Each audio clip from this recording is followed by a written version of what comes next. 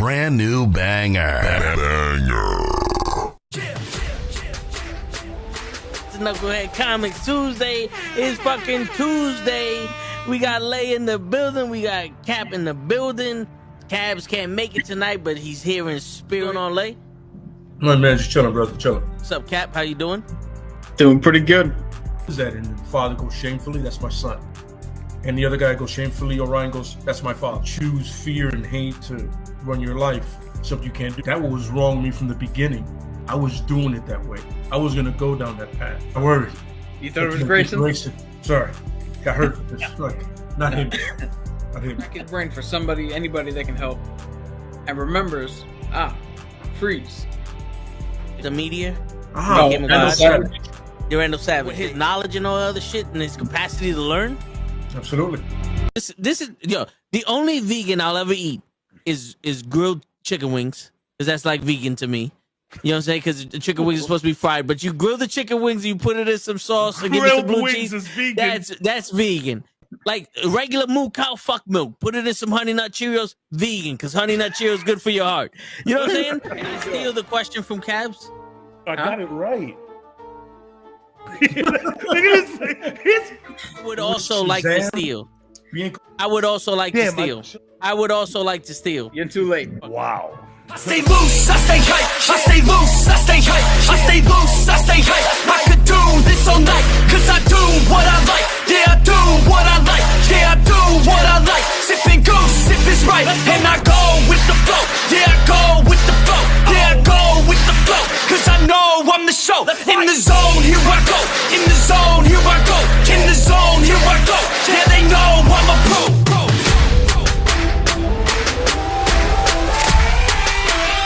Let's go, let's go!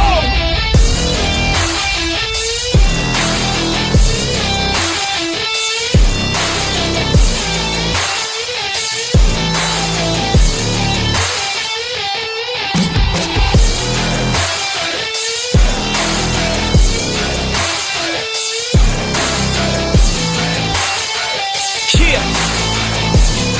Let's go! Here I go, I get lit, I get hyped for this shit! Right.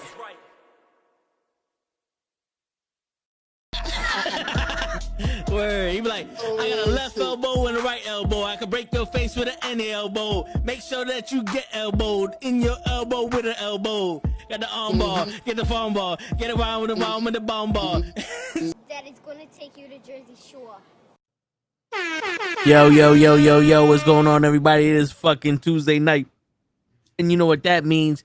It is Knucklehead Comics in the building. And we got some fucking reviews, spoiler reviews, radiator reviews, Tuesday night delights, Tuesday night fights. Tuesday night is windy outside. Let's get a kite, put a key on it, make electricity, and burn this motherfucker down to the ground, because that's how we gotta do it.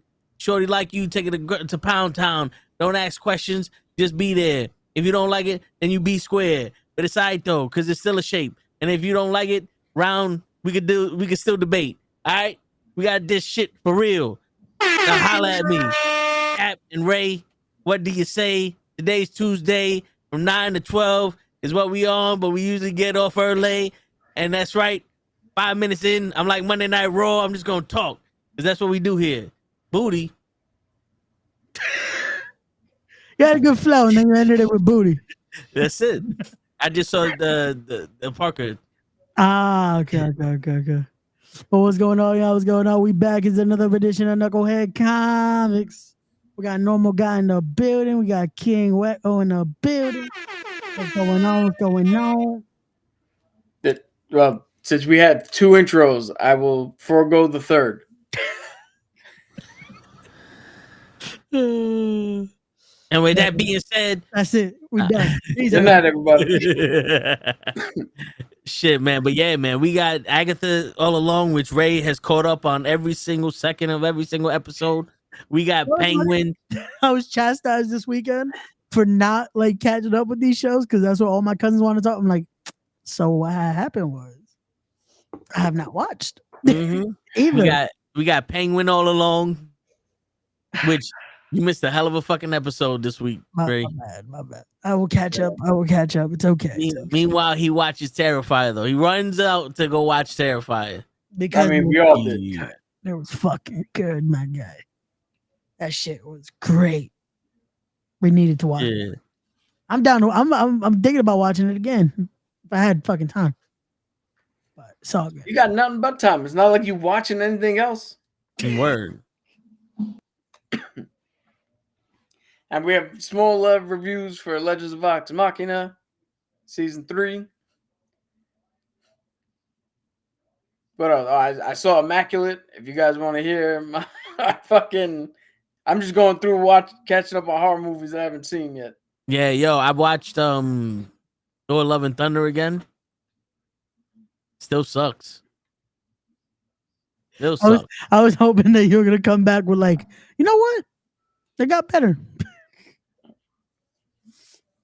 Oh man. This I cannot do on the day of my daughter's wedding. I cannot grant you this favor of telling you that the movie was okay. It made no sense. Never once did he treat Moliere like a fucking pet, but Stormbreaker. Nah. And the best part is Jane throws Stormbreaker into the fucking space. Call the axe back. He calls it back, blows everything up. I done fucking threw the shit back into space. What are you keeping it for? This motherfucker. But listen, man, what do I know? Grog, the Rock motherfucker has 2 fathers, even though his mother was pivotal in his life. Yeah, his mother and his stepfather and her boyfriend. Yeah. Fucking Zeus. I love this. He has the sword that can kill us all. Of course, I'm scared. He can't never get here. We can't let you go because you know how to get here, and he might get here from you. But then, this motherfucker disrespected me. So all the humans need to learn we're gods and fear us again. Okay, Hercules. I thought the legend of Hercules was that he was a fucking half god. He was a demigod that hated Zeus because his Hera killed his mother. But now all of a sudden, no, that's the actual Greek mythology, not the Marvel shit. And I don't like the fucking actor they got for Hercules. I don't like how he looks. He looks small. He looks like the guy they should have got to play the body double for Wolverine. Those fucking sheep or the cows. Ah! Yeah, I don't understand in that movie how. All right, so you're afraid because you got a sword. Cool. He can't kill all of you at once. If you all run up on him, his sword counts for nothing. And then he's just a guy. Yeah. Yo, and my coworker's like, yo, is that Namor? I said, no, that's the god they think Namor is. Because wait, I don't understand. He goes, Al-Kakukukui, the Serpent King. That's him. But I thought, who? The guy that was sitting in front of the fucking Thor in Olympus. Oh, I thought you were talking about the guy in the beginning. I was like, that better not have been no fucking serpent god. No. Yeah, I'm like the guy that's sitting in front of, and it looks like the one sitting next to him is fucking Black Panther. He's like, yo, they just confused. Yeah, it's like they just confusing Namor with him because they never seen this motherfucker before. So somebody got to be that god. Shit, look at Trump. They think he gonna be president. We ain't never seen a real president before, so they just said fuck it. They named him president. I mean, he's got raised vote. We know that. Yo, bro. Don't you put that on me, Ricky Bobby. Yo, you put a little bit of yellow in that hair and you looking brown. Are you looking orange? Nah, motherfucker, shut the fuck. We at Ray Sanchez do not approve of those messages. Get the fuck out of here. Ray, didn't you say just before we came on, Terrifier 3, it's gonna be huge. It's gonna do big business at big crowds. It'll be the best horror movie in the world.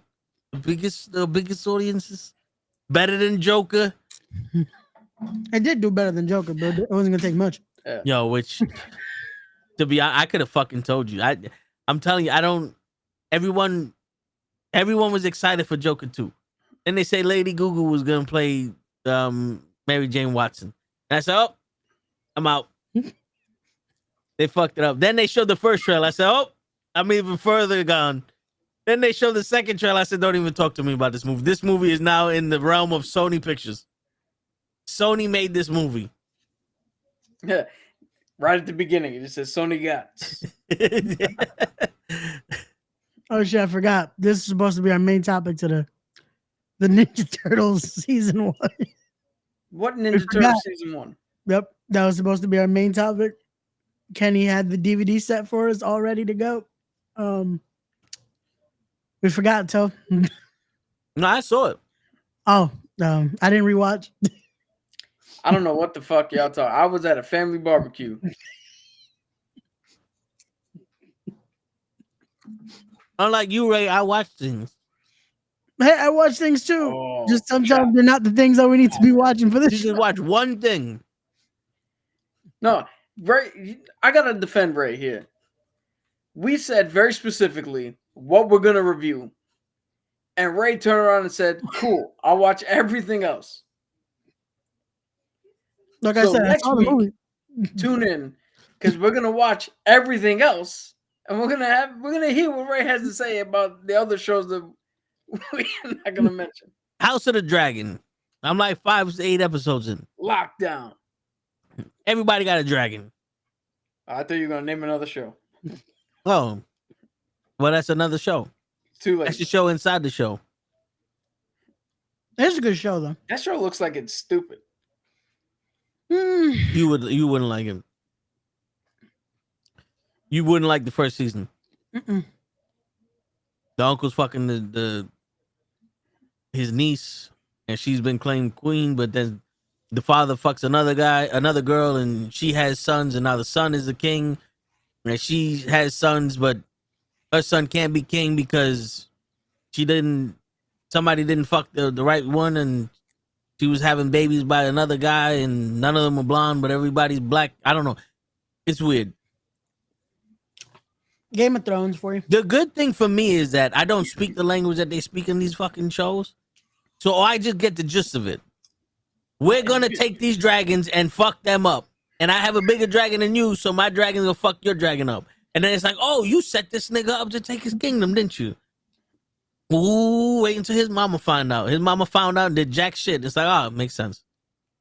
And then the guy that's in love with the mama is beholden to the king. He becomes the right hand man of the king and then turns his back on him, unbeknownst to him. Are you talking about the Kardashians? Yes. Yes. This is right after Ray's sex tape. Hey. Ray J. I was like, wait. Yeah, Ray's not gonna make anybody famous. No, he said it. It's weird. It's weird when his sex tape leak. Normally, you show the girl's face and the guy's face is blurred out. He blurred the girl's face, and his face was all over the camera. Yep. That's a weird choice, Ray. With all the baby oil. Shit. Take that. Wasn't that the name of the tape that leaked? It was, where's my money? But yeah, man. Yeah. And I was gonna say, Ray, I guarantee your favorite joke is if, or your favorite thing to do is if somebody gets at you and heckles you, you just look at them and go, "Oh, are you expecting my comeback? Well, you're gonna have to scrape it off your mom's teeth." It's like that fucking cocksucker from Kick. Fuck that motherfucker. And then bitch. Anyway, welcome to anybody watching us on Kick. Imagine. Yeah, if the other motherfucker, I banned you, so you shouldn't be watching us. But still, I was gonna say, wait, how this watch us anyway. We need the views. Eat dick and die. Anyway, so yo, one thing I want to talk about. We're almost done. Well, I think we're almost done. We got like 4 more episodes of My Hero Academia. I don't know how many are in the season, but we're 4 behind. And Cap was saying that they canceled the show because people were mad that they were going against the manga, and the main character wasn't as compelling as the other characters. And yeah. yeah, There's a new twist to that. Nude twist. A new one, because Okay. now not only is that true that certain people like they're not into it anymore, but it has now come out that the writer of the manga is like, nah, I'm done after this. So he's canceling it himself. In conjunction, it just so happens to coincide with a downfall in fan reaction from what I've seen. Well, I mean, the main reason why I like My Hero Academia is because each one of these heroes and each one of these villains have a backstory and they actually have like a motivation to be who they are. And for some reason, there is no the villain is wrong and doesn't have any heart. Like almost every villain in this motherfucker is Thanos. But one, it's hard to kill him or stop him. And two, it's like they're justified in their actions in their mind. It wasn't like I woke up one day and decided I'm tired of being broke and now I'm going to steal everything because I can. It was like, nah, my father tormented me. I was born this shit and this guy helped me out. Now I'm beholden to him because he did something for me that no one else did for me. So now I'm going to protect him. All right, cool. You know what? That's friendship, loyalty, and all other shit. Like, you don't need to be perfect human beings to have a friendship. You know, and then the octopus guy, was it Tentacle? Tentacle. Yeah, my man is fighting a fucking mob of hundreds of thousands, telling them like, yo, just because you look different and they treated you bad doesn't mean that you could go terrorize these motherfuckers. It's not like you see them all stand up for what they believe in, and not for nothing. I think we need a little bit of that. We need in this world people willing to stand up and say, bitch, I don't care what you think your sex is. Just be a fucking person. You know what I'm saying? Or like, yo, if this motherfucker wants to be who they want to be, it's none of your business. You know what I'm saying? Like in all honesty, we got too much fucking. We got too many small problems becoming everybody's business. You know what I'm saying? Like if I put a TikTok out, what color should I paint my room? I guarantee there'll be 20 million people fucking fighting over the color of the room, and then they start a fucking gang war. But Yep. But then there's motherfuckers that work at a hospital that's underpaid and no one gives a shit about them. I'm talking about me. I need a feel raise. like we know one. Yeah, I need a raise. A couple of raises. It's funny because I also work at said hospital and I get paid less than he does. And he needs a raise too. George also works at a hospital and he needs a raise. And we don't care if you're a she, a he, she, a she, them, a them, do, endo, a mori, a yo-yo, a he-ho, a ya-ya, or a boom. If you're Enzo or Mori, get the fuck out of here. But give us money. We take money. We take money of all times, all sizes. Anyway, like I was getting back at it. It sucks that they're gonna cancel the show because it kind of reminds me of Dragon Ball Z. Just Dragon Ball Z. At one point, they kill someone. They don't kill him, and then right after they kill him, he gets stronger. Like he waits for a couple of episodes, he gets stronger. You know something though? I'm for one, I'm a little bit on the other side. Because I was with the show all the way up until this season, where it just seems like no matter how fucking much the hero fucking progresses, the villain doesn't have to do shit, but just turn around and go, well, now I'm a no sell. I was like, well, now we can't stop. Like, how much stronger does this motherfucker have to get to stop? You're not getting any stronger. The villains are just no longer selling what the fuck you're doing. Word. Shingaraki didn't get any stronger. They literally took his power away, and they still couldn't stop him. Yeah. George, I identify as broke also. We need more. We need the government to step in and give us a couple $1 million a month. For a few years. 50, 60 years. $1 million a month. That's a lot of years. Like, yeah, but we're not asking for a lot of money though. Oh, touche. I thought I was gonna ask a lot of money. You could literally route Fort Knox in Die Hard 3. No one gave a shit. Give us some money. But anyway, going back to why we need. Yo, hold up. Here's a fucking question. 17. And I hope you got the fucking answer.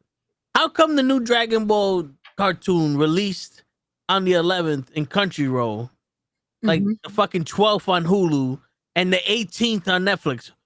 What's going on here? Because Crunchyroll is the You have to pre-order it? no You get Crunchyroll special is the access home to it? of animation, and everything else is an ancillary service. Yeah. So So is it it's gonna be in always English? If Crunchyroll has it under its umbrella, it's always going to drop there first because that's Is it gonna be in English when it comes to Netflix? if they're doing an English dub, the English dub comes I think 2 weeks after Yeah. the sub version. Yep. So you're always going to be behind about like a They are month. doing the first 3 in theaters though. You'll be able to get it English dubbed. That's racist. Yep. So that's coming. I think I want to say the first week of November, if I remember correctly. Okay, so that's what you want to say. What's the actual? No. Yeah. I want to say December 4th.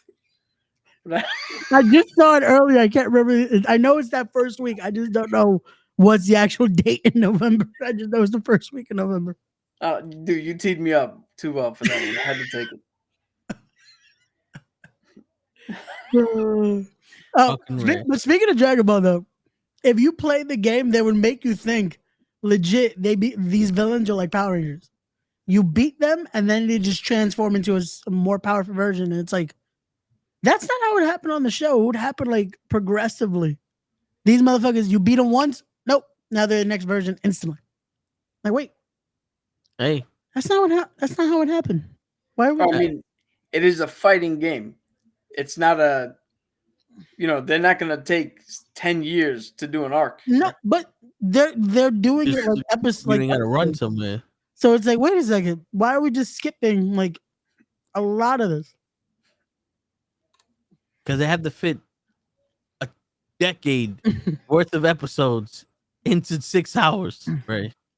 You really want to see Goku run for 3 hours to go fight Vegeta? Yes, In a video game? yes. He wants to run the Dragon Lane. Just because if each one of these fucking like story modes are gonna be that many fucking hours, at least add a little bit of filler. Nah, dude, that's why I don't watch Dragon Ball, man. It's all filler, little thriller. I don't know about Little Thriller. That Majin Buu shit was, once they started the fight, it was like, yo, my man, either kill all these motherfuckers or go the fuck home. Yo, that's what needs to happen in My Hero. It's like I don't understand this fucking. I get it, right? Because I'm a superhero lover, and I know the Flash, and Spider-Man try to help their fucking villains. But I don't understand this obsession with trying to help the ones that are not. They're out of reach. I'm sorry. I don't give a shit if Shingaraki's fucking 4-year-old self is still sitting there and you could talk to him and talk him down. You need to pull a bullet in his head. He's done. He's gone. Dabi? Is it Dabi or? Awesome exploding Mega Man? No. Endeavor's son. Deku. No. The blue guy. He has all the flames. He was kicked out. I think it's Dabi. Although that sounds like the elf from Harry Potter. Yeah, I was gonna say, wait. Why does that sound very familiar? Anyway, that motherfucker, put him down. All for one. Put him down. Like, Dabi. huh? Dabi. That is Dabi, yeah. Shoto and Toya and Dabi. Who's the lizard guy? Kiko? No, it's Splitter, right? Splitter, yeah. I knew something. All right. He's somebody you could talk down. You might be able to talk to him and get him to turn. But these other motherfuckers, like, yo, Deku, just fight this dude. Shoot her in the face. Because you know why I'm saying that? Because you know what All Might did? He fought All for One. He wasn't trying to fucking come to a common ground and Detroit smash and just beat the shit out of him. We need to stop him. Yeah. But we do need to stop him though. That's the only thing that Bakugo has over Deku. Is Bakugo's willing to pull the trigger. If he wasn't such an annoying fucking character.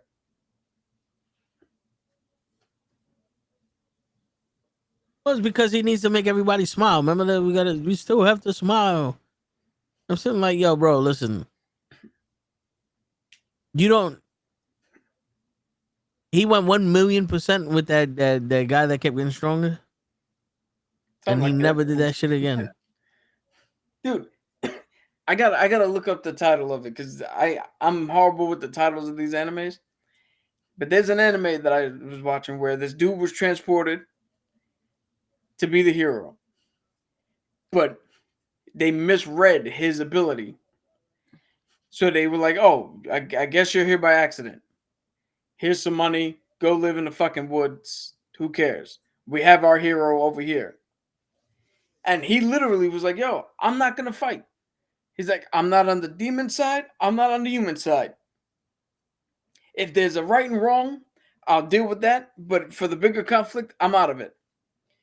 Right? And the entire anime is great. He stuck to his word. He was a good guy. He stuck with his, with his one girl. It wasn't a harem. It was good. Then in one episode, a fucking genie shows up and kills his girl. And do you know what this motherfucker did? Kills a genie. Yeah. He said, fuck it. And he beat the ever-living shit out of this person. Until they had to stop him. And then he had to fucking rewind time and fix everything. Because they were like, yo, you went too far. But that's the kind of shit I need. Where the hero is like, yo, I'm good 100% of the time. Sometime you gotta put a motherfucker down. I mean, for the greater good. Because yo, just think of this shit. Jason Todd was beaten to death, and Batman has done nothing about the Joker. Even though he broke every bone in his body and he beat the living shit out of him, it's still nothing because he's still walking around and Jason Todd is gone. Yeah, and he can do it to other people. He allowed the Joker to have 2 movies. One of them is a bullshit musical. Yeah. He allowed Jared Leto to fuck up the Joker's legacy.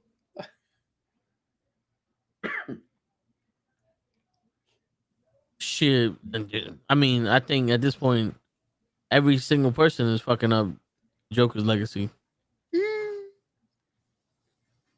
The Joker's legacy? Yeah. Y'all like the character from Heath Ledger, that's fine. But the Joker's legacy, the one from the comics and the cartoon and all the other shit, like a real fucking counterpart to Batman, the one that makes people laugh and then kills them, the one that comes out of jail rehabilitated and kills everybody and just walks around like nothing happened. Like that Joker has never been seen before outside of Fantasyland. And by that I mean Mark Hamill and the comics. Yeah, I was gonna say animation they've done it well, but yeah, but I mean, like, you ever watch the cartoon and go, who the fuck let the Joker out? Like, we got people living life sentences for less shit. This nigga blew up Gotham 14 times last year. I was gonna say last week. Like, you know what I'm saying? Like shit. And that's another thing that they don't understand. The Joker, he might be a psychopath, but he's a planner too. He'll let Batman catch him just to go, but Batman, wait. Do you really want me that bad that you'll let that school bus of kids over there fall off the bridge? Or do you not care about the kids over there and maybe that plane is going to crash into the orphanage? We'll see what happens. Like, your shit like that, you know what I'm saying? Like, that's the type of shit we need here. They did a little bit with Heath Ledger and the bomb and the fucking boat and his girl, but we need some shit like that. I remember when the Joker took on the Justice League and he made the Flash fucking almost wear himself out because he was trying to get all these bombs at one place, but he had something connected to him. He had fucking Superman do some shit. Like, he was. I remember when he made Superman kill himself, made him kill him, and he's like, "This is why I always went after you, Batman. It was too easy to get Superman to kill me." No, the injustice. Yeah, like it's too easy to get this motherfucker to kill me. All I had to do was kill one little girl. You, on the other hand, Batman, that's the game I want to play. Hey. You know what I'm saying? Like, where's that at? Where's that at? And then the Riddler is a fucking duct taping BSMDA PhD Leatherface. That's special needed. You know, it's funny. I'm just sitting here thinking, if Batman or if Art the Clown was in DC Comics, Commissioner Gordon was like, Batman, we got a guy who just hacksawed a woman in half. And Batman's like, did he leave a riddle or a joke or anything? He's like, no, he just killed this girl. He's like, then call the cops. That has nothing to do with me. Word. Where's Nightwing? Shit. But yeah, man. That's something that we need in these shows. Yeah. And speaking of shows, since you ain't gonna never watch it, let's get a popping with Agatha all along. Because this episode, well, hold up, before we go to Agatha, everyone wants the news. So, Cap, you got some news for us? I do not. To be honest, the last week and a half, I've been just planning what I was gonna do for Comic-Con. Oh, here's some news. Or did we report that last week? They got Jon Stewart as Green Lantern. Yes, we reported that last week. All right. So there's a release date apparently for Superman, July 11th, 2025, and there's a picture of Superman sitting on the moon with Krypto. Nice. So let's see if he has any currency. You know what? I'm excited to see that because if you're gonna tell me as the director, I'm just doing principal photography, I'm not doing any reshoots. Okay, let's see what you got then. Let's see what you got on your first try that you're just gonna hand in. Yeah. All right. So I got something I want you to respond to because they respond, and I think you're gonna have a similar response. Obi-Wan Kenobi lost his master, lost his Padawan, lost his lover, lost his order, lost his republic, never once turned to the dark side.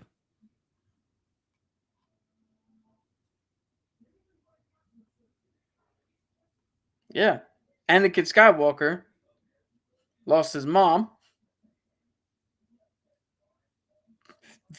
had visions of losing his wife eventually, killed a bunch of kids.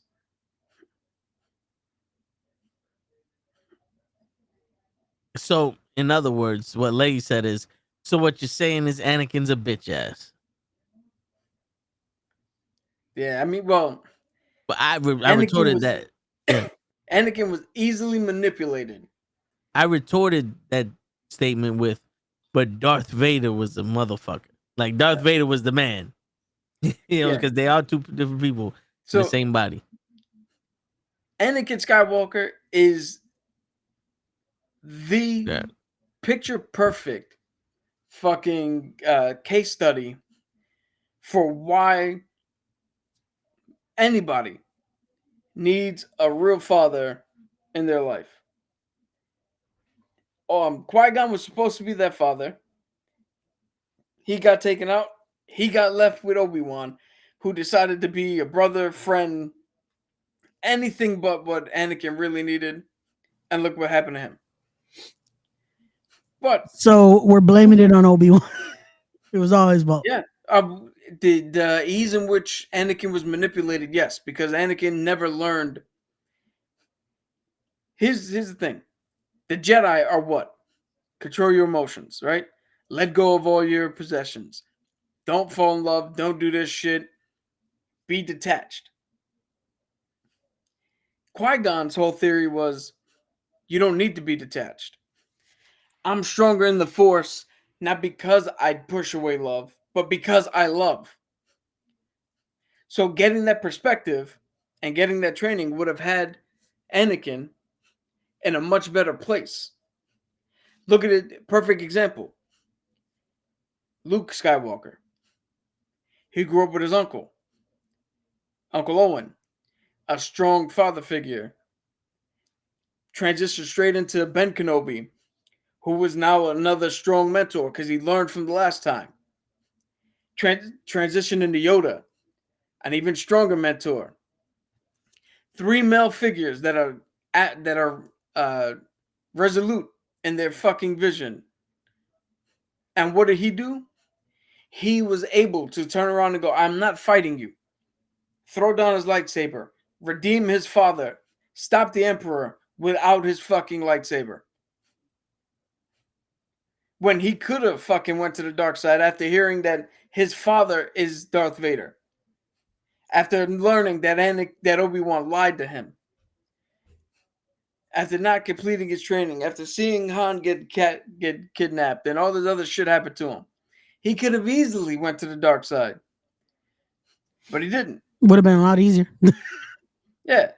Because he had the fucking I think that's what's missing. That's what's missing from the new trilogy and whatever the fuck we're doing. That's why Mando works. Because you see the type of relationship Mando has with Grogu. And you see Grogu's in the right hands. But the sequel trilogy didn't have... They were too busy trying to tear down the fucking... For lack of a better term, the father archetype. No, Tear it down. You don't need that shit. And then what happened? We got Kylo Ren, who is still the biggest bitch in the world, even though he turned. yeah. We got Rey, who, not this Rey, but the other Rey with an E, who didn't have the same struggles as anybody else. Like, if you look at the hero's journey, is he frozen? Yep. Can y'all hear me still? I can hear you. Yeah. Only when you speak. Okay, no, but I'm frozen as hell. All this is frozen. King, I was about to be he like, doesn't damn, say, he's Luke, I am holding your light. father. He says, no, I am your father. He never says Luke. So, what was I saying? Yeah. Yeah, They tear took down. away the hero's journey, but still try to tell that same story. And then there was no mentors because the guy who was supposed to have saved the world all of a sudden is distraught and doesn't want anything to do with anything. Then you got Han Solo, who has a kid. Is he going to be her mentor? No, because he immediately just abandoned his family and fucking went off into the sunset because it's what? It's a greater life to just fuck around in space with Chewie than to be with your son and your wife? You're asking for too much. Yep. Be a responsible father after you just saved the galaxy. You're asking for too much. What's next? You want him to raise his son like a father? But like I've said before, somebody brought this up, right? This other channel, this guy named Star Wars Theory, brought this up on a podcast he was doing. How guys like him, guys like me, grew up on this shit and used to have to defend it to people.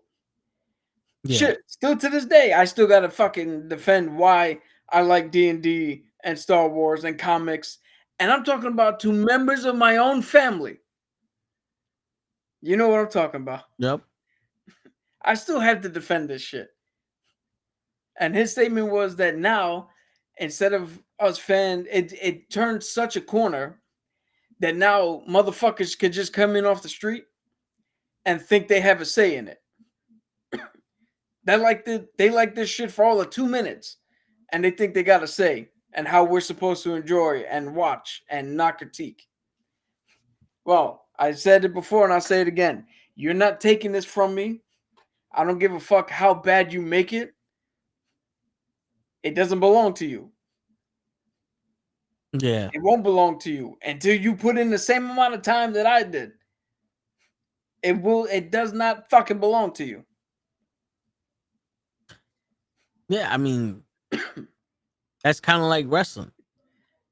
Yeah, and hey, call me a gatekeeper. I'm not really a gatekeeper. You want to come in, come in. But this is what I'm saying. I got a t-shirt over there for my ship, the USS Mount Whitney. Right? Other people have been on that ship before me. Other people have been on that ship after me. But the JNOK and the JIC, the two places that I worked, were built from the ground up by me. I put every fucking thing in there that anybody's ever going to use. I wrote the manual on how to switch from Naples to Bahrain if you got to do a fucking VTC. So yeah, you can come in and that's your workspace. That's your computer. But it's only there because I put it there. I'm not saying you can't come in. I'm just saying fucking respect. Yeah. I'm just saying, remember who the fuck started this shit. Well, yeah, because and it's not even in Star Wars in particular. It's not even me and Star Wars Theory. Because I'm 39, Star Wars Theory is even younger than I am. Motherfuckers from back in the 70s. The OGs. They built the foundation. We built a little bit more on top. Don't come in here now and try to say that you built this fucking penthouse. Yo, there's rules to this shit. It's like you sit there and you watch football. You never watch football, but you're like, oh, I kind of like this shit. And you turn around and go, oh, touchdown. You know, or like a home run and blah, blah, blah. Or the team on the blue needs to stop scoring because the team in the red is losing and it's not nice. You sit there and go, that's not how football's played. What? Now all of a sudden you're gonna change football because these people that got new to the shit don't, you know, they want it, they prefer it a different way? No. This thing, when you go into something, you have to conform to that. Yep. If you want to change it, then go make something different. And I'm not, you know, it's because these are the rules. In the world of Star Wars, these are the rules. Abide by them. If you don't abide by them, you're fucking the story up. Yeah. I'm going to tell you right now. That's right. He's not going to tell you later. He's going to tell you now. This is why I'm not gatekeeping. That's right. You see this painting here? Yes. I know it's hard to see detail, and I'm going to see if I can move this real quick. We're going to go on a little field trip here.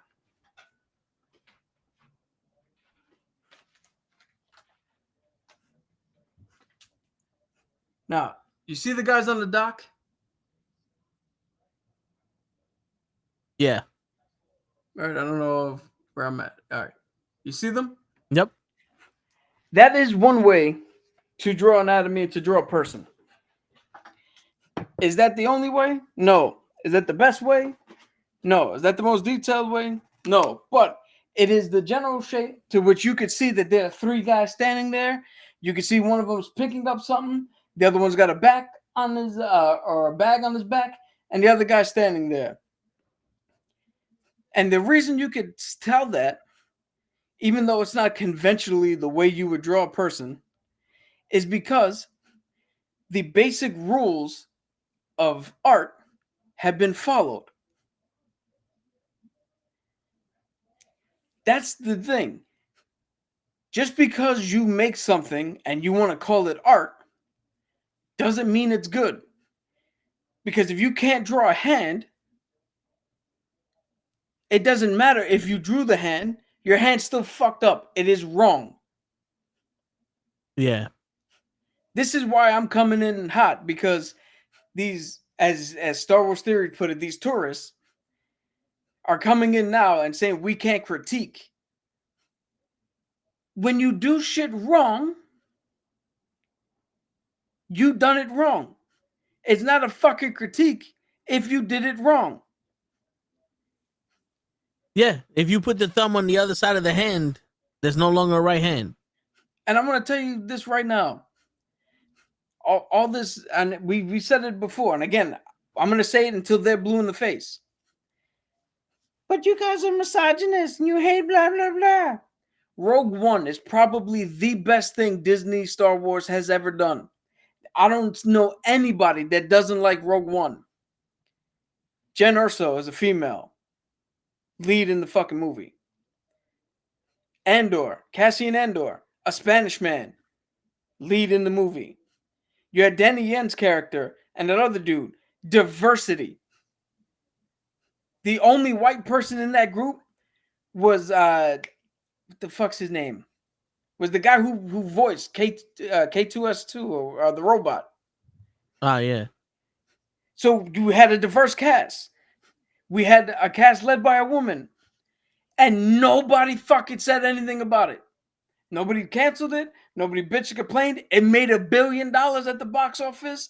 A very successful movie. One that everybody loves. Universally fucking loves that movie. Why? It told a completely different story. It told a story that it wanted. It was vastly different than any other Star Wars that we've ever seen. It actually had the war in it. But it didn't do it incorrectly. It still fit within the framework of what had come before it so perfectly that you can watch Rogue One directly into A New Hope and it doesn't break the fucking chain. The fact that this came out in 2017, 18, and A New Hope came out in 1976? Yeah. That's the difference. It ends where that movie starts. Are there people that are mad because of women? Of course. Those motherfuckers exist and nobody should listen to them. But what we're talking about is if you do it incorrectly, you have to be called out on it. Yeah. Art is subjective. But the reason why Picasso can get away with his shit is because he didn't do his art incorrectly. The face was fucked up, but there was still a nose, there was eyes, there was ears. Yeah. He found a different way to come up with the correct proportions and all the shit that you know. When you look at it, you know what the fuck it is. No, I mean, listen, like rap music, they fucked that up. But it's, they don't care about it to fucking not let them fuck it up. They just said, fuck it. Basically. Yeah, they said, fuck it. Let them be, because we used to need talent. Now we don't need talent. But yeah, man, dude, it's people don't like the prequels because of the acting in it. And it was boring. But if you rewatch it, like knowing the story or following the story, it's actually pretty good, because the story, even though like they added the metachlorians and all this other shit, and they changed some of the concepts, it still leads to what happened to Anakin. It still leads to what happened to Padme and Leia and Luke and all that other shit. Like, I think the best lead into them is the Clone Wars. Yeah.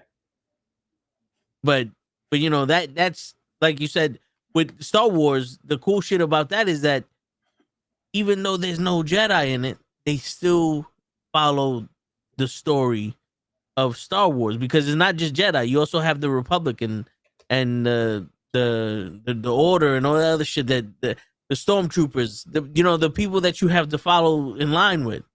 Yeah. You know, Mando ain't walking around going, "Oh, I'm the baddest motherfucker in here." It's like, nope. He still gotta make sure the stormtroopers don't fuck with him. He gotta stay lay low. You know, Grogu is turning to the dark side, but he gotta show Grogu, like, no, you don't do that. You have to control your emotions and shit like that. And it was also this is where they fucked up with the new series with Luke and Kylo Ren. Grogu had a choice: be a Jedi or be a Mandalorian. You choose. In the new story, Luke has a dream. No choice. I'm killing you. It's his blood. No choice. I'm killing you. What? Rey goes to Luke for training. Goes to Luke for training. And you know, not for nothing, this is Luke going to Yoda. And Yoda was training Luke the entire time without Luke knowing it. And then he said, all right, I'm going to train you for real. Because I wanted to see if you were really about it. His riddles and all that other shit. Even in the movie, Yoda was like, oh, you following these books to a T. Nah. Make your own way. What? Those books were guarded in a heavily fucking compound. They had specialized fucking Jedi to guard these books and all this other shit. And because, oh, you were taking this a little bit too serious, fuck them books. What happened to teaching this nigga something? What happened to being some those books are just God what happened to when the fuck did I teach you from the book? Luke was an unconventional Jedi. He was literally trained the wrong way at the wrong age to be a Jedi and became one of the most powerful Jedis there was. Just like his father. You notice that? Because even Anakin was too old to become a Padawan. He was too old to train. Because you need to be a baby when they get you. He was too old to train. They trained him. He fell. Luke was 3 times Anakin's age. Yeah. Just like his fucking father. Because Luke was already a fucking 19, 20 years old. Anakin was like what? 9, 12, somewhere on there? Something like that. You know what I'm saying? So Luke was already a man when he started training the shit. It's like, yo, do we not see this? If there's anybody that's unconventional about training shit, it's Luke. And the crazy shit is this. Mandalorian, they called for a Jedi. Grogu called for a Jedi. And Luke came to him. Rey went to Luke. And Luke said, the fuck out of here. What?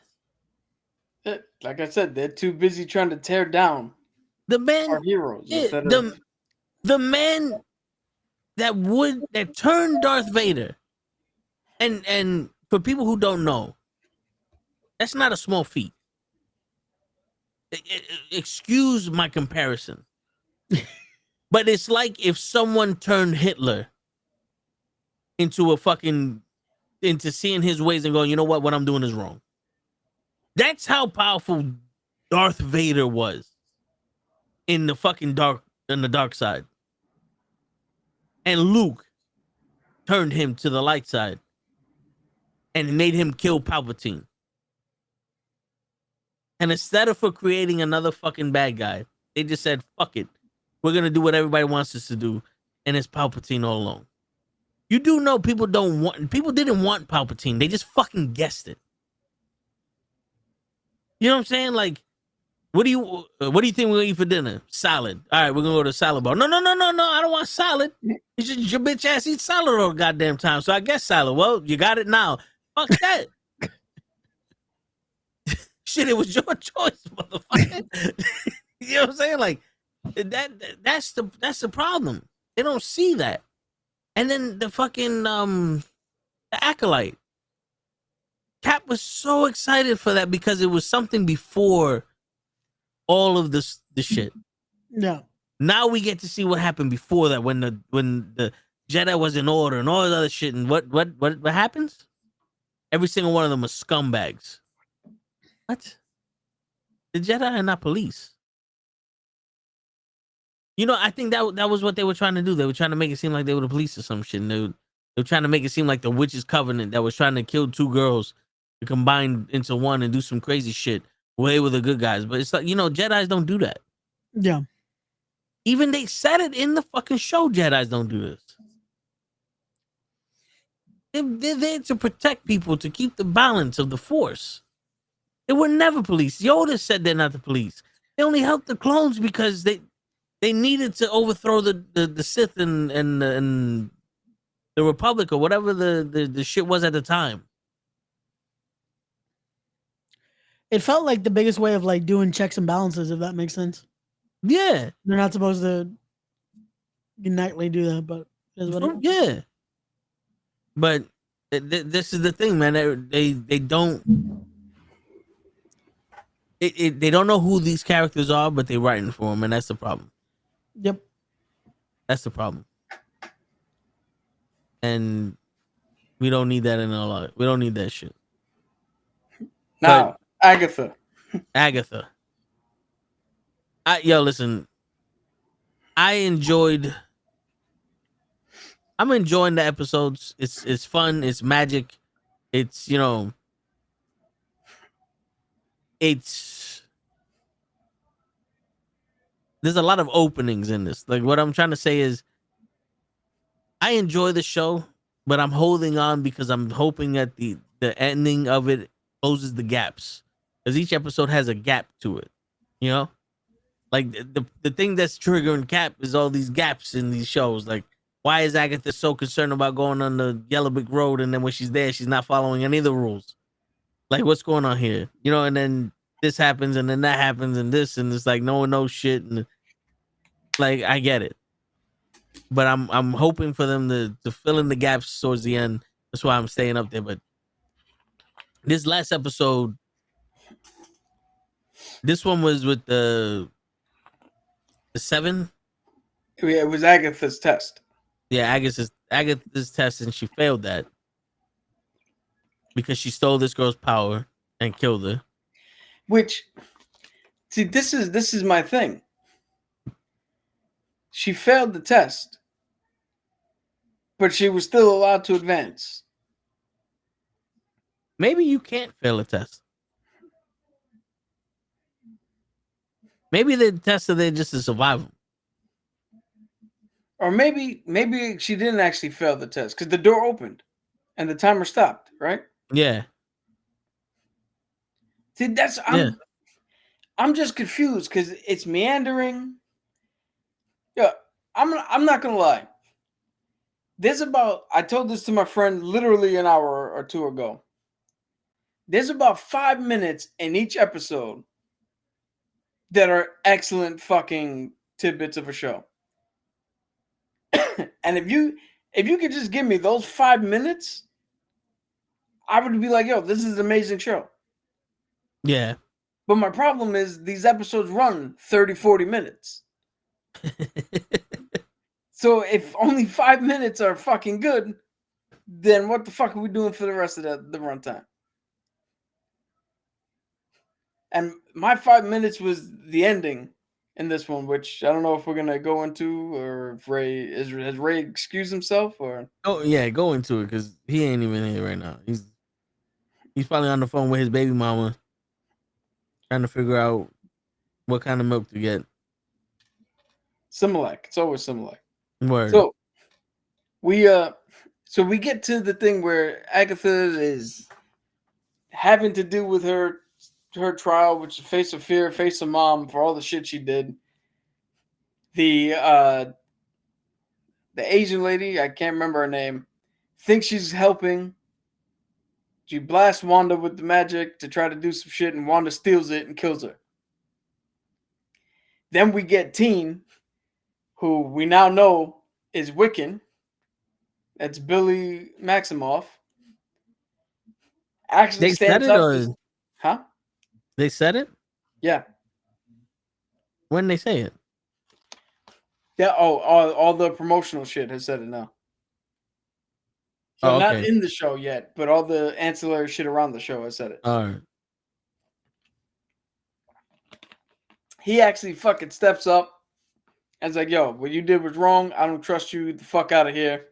And he uses his ability to drag Wanda and the other two witches into the fucking mud.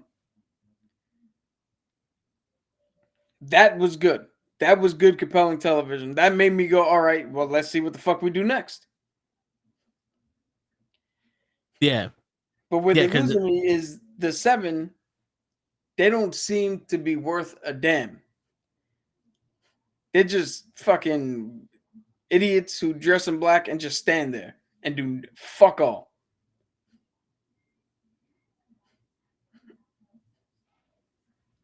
Yeah. That I don't understand. What are they zombies? Are they like what are they doing here? Like I feel like Peter Griffin when he's talking about this girl. Like what are we doing here? You're looking at me, I'm looking at you. What are we doing here? But yo, there's so much more compelling in the comics. And you know what's funny? I was talking. This is I think the problem with the modern with the take of making all these comics in the movies. Because my boy is enjoying the show. He's thoroughly enjoying the show. Good for him. Right? This isn't an acolyte situation. This isn't a situation where I'm like, how the fuck can anybody enjoy this? This is just it's not for me. It's not targeting me, and I'm not connecting with it, right? He's connecting with it. Fucking fantastic. But I was telling him, I was like, yo, I don't understand this thing with Agatha, knows the rules, but refuses to abide by them. She's like afraid to do the fucking thing, wants everybody. I don't fucking get it. And he was like, oh, what are you talking about? That's how they set her up in the show. That's exactly Wanda's character, Agatha's character. And I'm like, but that's not her character in the comics. And he legit looked at me and was like, that's your problem. You're bringing too much in the comics. And I'm like, but you're giving me an obscure character in the comics who only has but one depiction. Yeah. She only has the one depiction. Yeah, so how I mean and even if it shouldn't be that hard to fuck up. I mean even if she's selfish, here's my thing though. If they set it up that she's selfish and she's trying to take the power and she's trying to skirt the fucking system, it still doesn't feel like an organic. It doesn't feel like Eddie Guerrero grabbing a chair, smacking the ground, throwing it at you, lying down to get you disqualified because you tricked the referee. Yeah. This just feels like somebody who knows what has to be done and is just afraid to fucking do it. And is trying to make everybody else fucking do the shit. And it's like, but why? You're the one who brought everybody here. You didn't get dragged into this. You dragged everyone else in. Yeah. So where's your alternative motive? Where's your trying to manipulate the situation? Do you know if you play Marvel Snap and you put Agatha Harkness in your hand, she plays the game for you. She takes over and she just throws cards out anywhere and everywhere until you get rid of her or she plays herself. That right there, the card game got it more fucking correct. Where you could see the motive behind, where she's got the power. She's in control. There's nothing you can do about it. There's not that aspect. Because then she wants to buck up against Teen at the end. It's like, but where was that when your bitch ass was trying not to do the fucking seance in the house? Yeah. Like you're not manipulating the situation. You're just scared. And if you're scared, that's cool. But what do we tell people in real life? Too fucking bad. No, yeah, if you're gonna be scared, don't act tough in the face. Don't act tough when nobody's around. Yeah. I listen, I hear you. I get it. But I think this is I want to say this is like a ploy for I hope it is.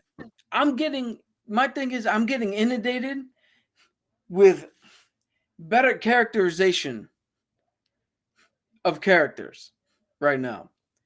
Be it in movies, anime.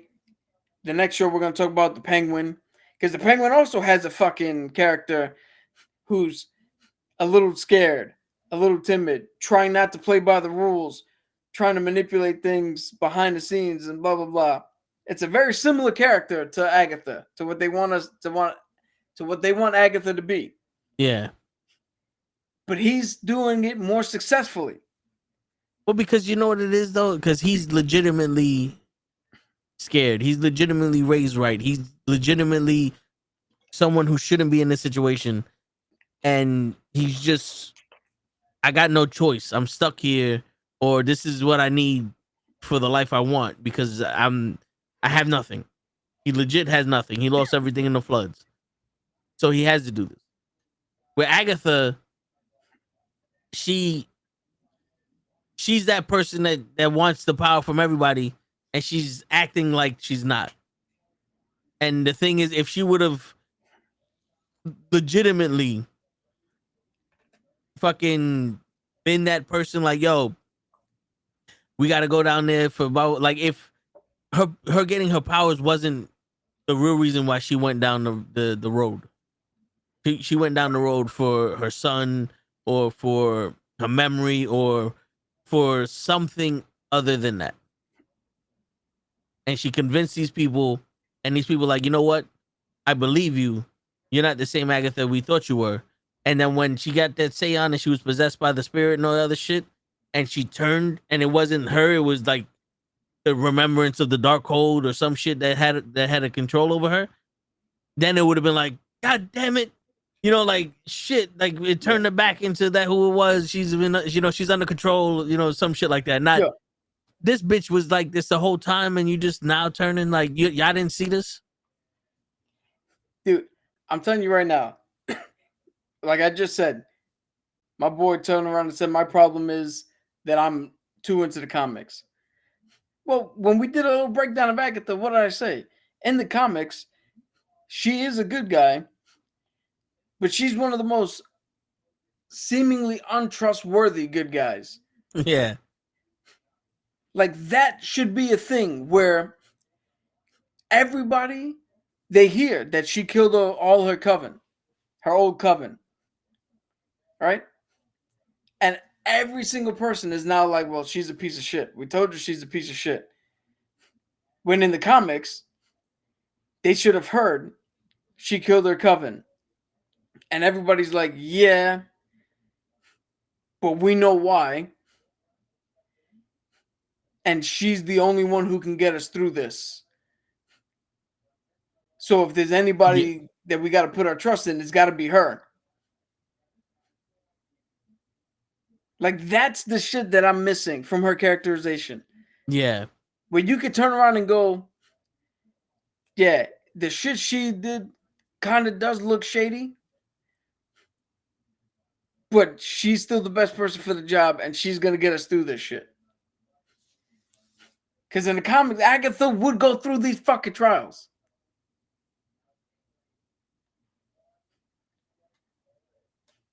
But anyway. You want to... This show is not as bad as I'm making it sound. I much like No Way Home. and other movies and shit. It's not connecting with me. So I have nothing Yeah. to hold on to Well- except for those 5 fucking minutes an episode where it does. I will give Well, it that. and also, here's the thing, though: is like we didn't have any high expectations for this show to begin with. This show felt like the palate cleanser. This was like the fucking Ant-Man in the MCU. Like this was just a show they put together to put together. Yeah. You know what I'm saying? So that's why I guess people aren't taking it that serious. But I understand where you come from. There are holes in the show and shit. But this episode, I think, is leading to something big. Like next episode, like tomorrow's episode is gonna be crazy. Yeah, because there's only like 4 episodes of some shit left. Yeah, so I think that's gonna be the arc. When now we're gonna start seeing some crazy shit. And if we don't see some crazy shit by next episode, then all right, we're gonna have to make that turn into this ain't as what we thought it was.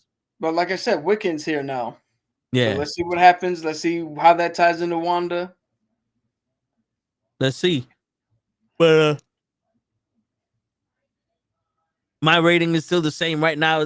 It's no better, no worse than the last couple episodes. It's just maintaining this steady flow of let's see what happens. But now something's got to happen.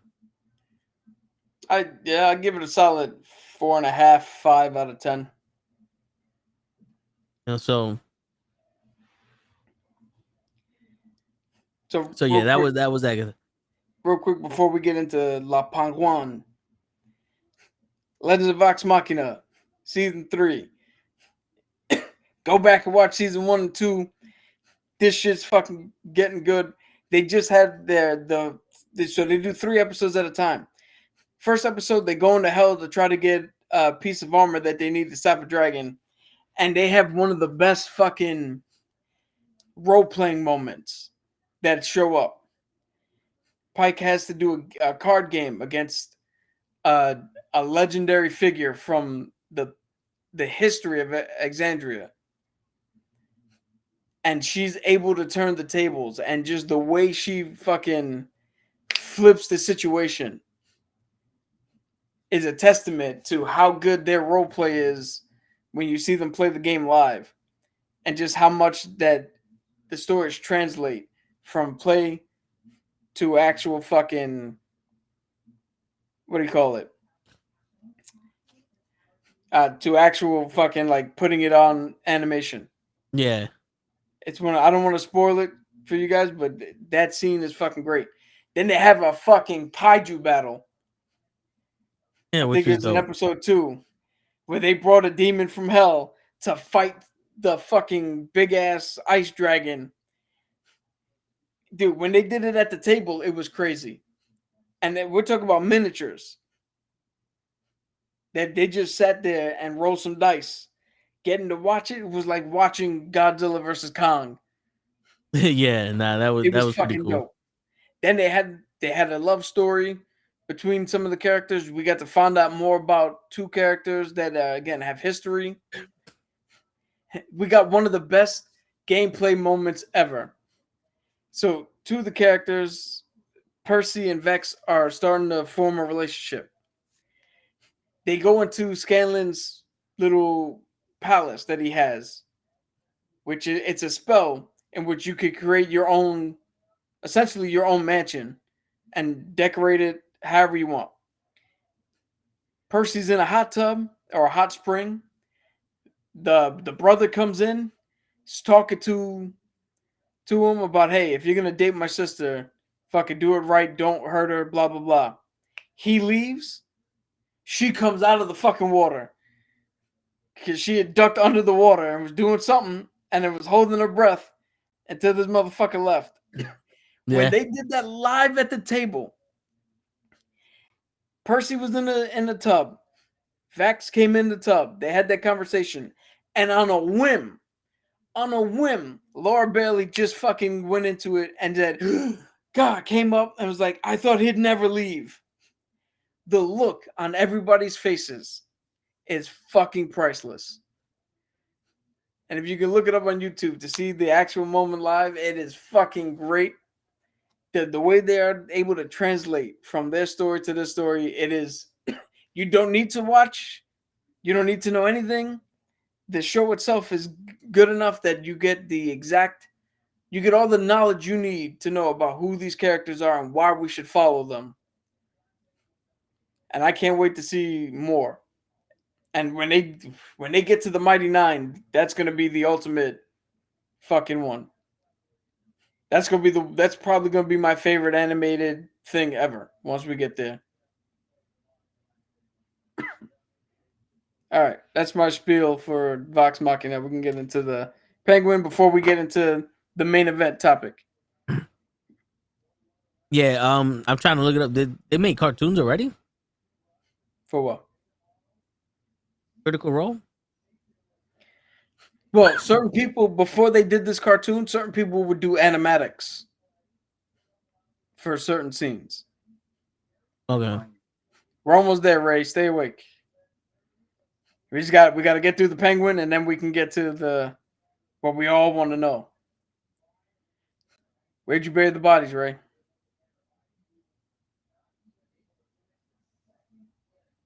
Oh, you can play silent now, huh? Yeah, Ray's acting like Ray's acting like he don't care. Yeah, Ray don't give a shit. What? Go ahead. Tell us you can't hear us, but miraculously knew what the fuck he was talking about. Yep. Go ahead. Type it in the thing. Yep.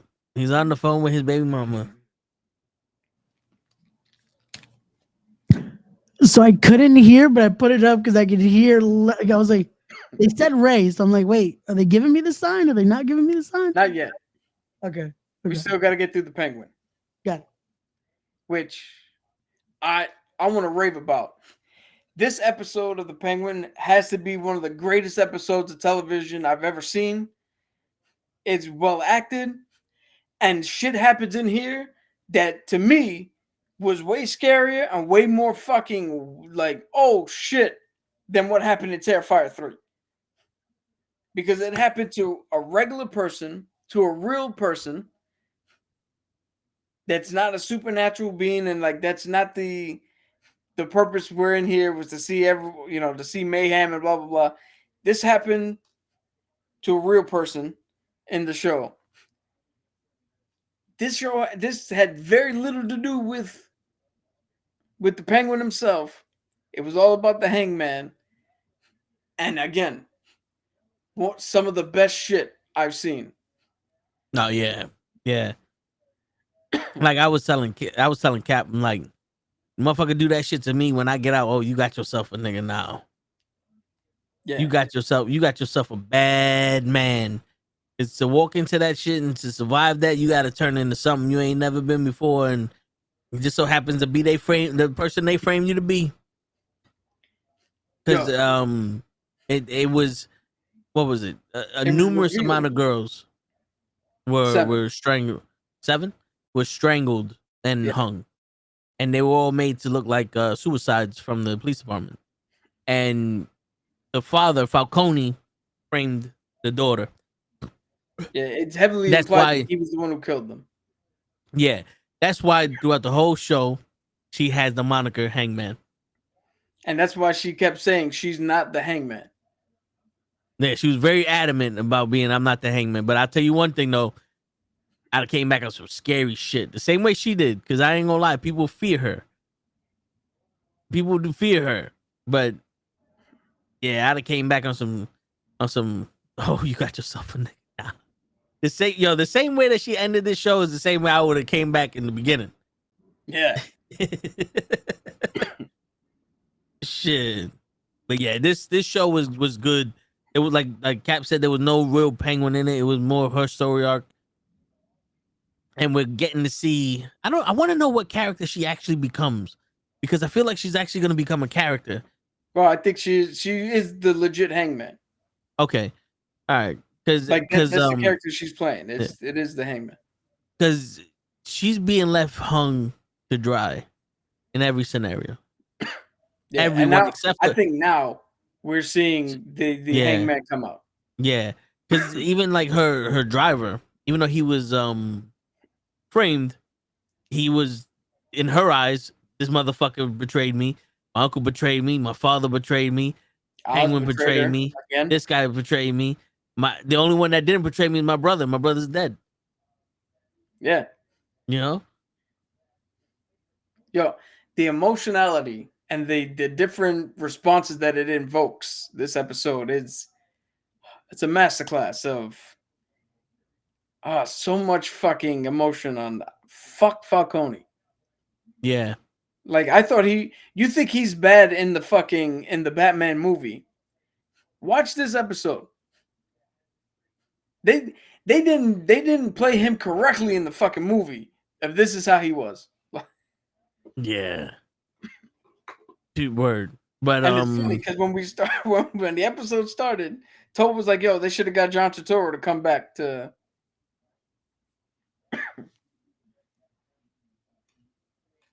Oh yeah, to play the Falcone. But King Jersey Mike sandwiches, I don't know about the best. You go to a bodega that's serving boar's head, you be alright. But yeah, this was a good episode. It showed, like Cap said, some real demonic shit. Like you see how much of a piece of shit Falcone was and how ruthless he was. And now you actually start to get the feel of the Batman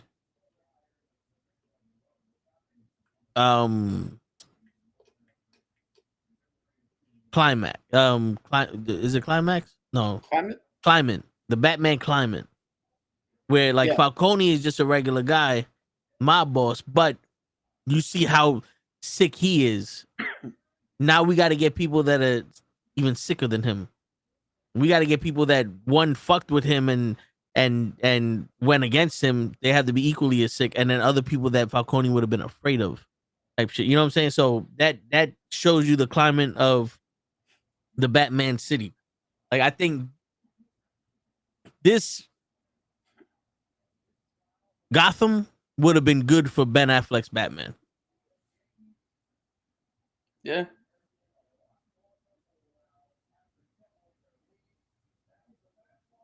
But yeah, man, that was a good. I'm rating this episode 10 out of 10. Yeah, I can see that. You want to get to? Let's get to Terrifier. Ray's shaking in his boots, and Ray's been waiting all day. Yeah, he put on his nightcap. Yeah. Well, So Yu-Gi-Oh, perfect to wear horror like this for. Wait, what is Yu-Gi-Oh episode 42? Oh, Chucky.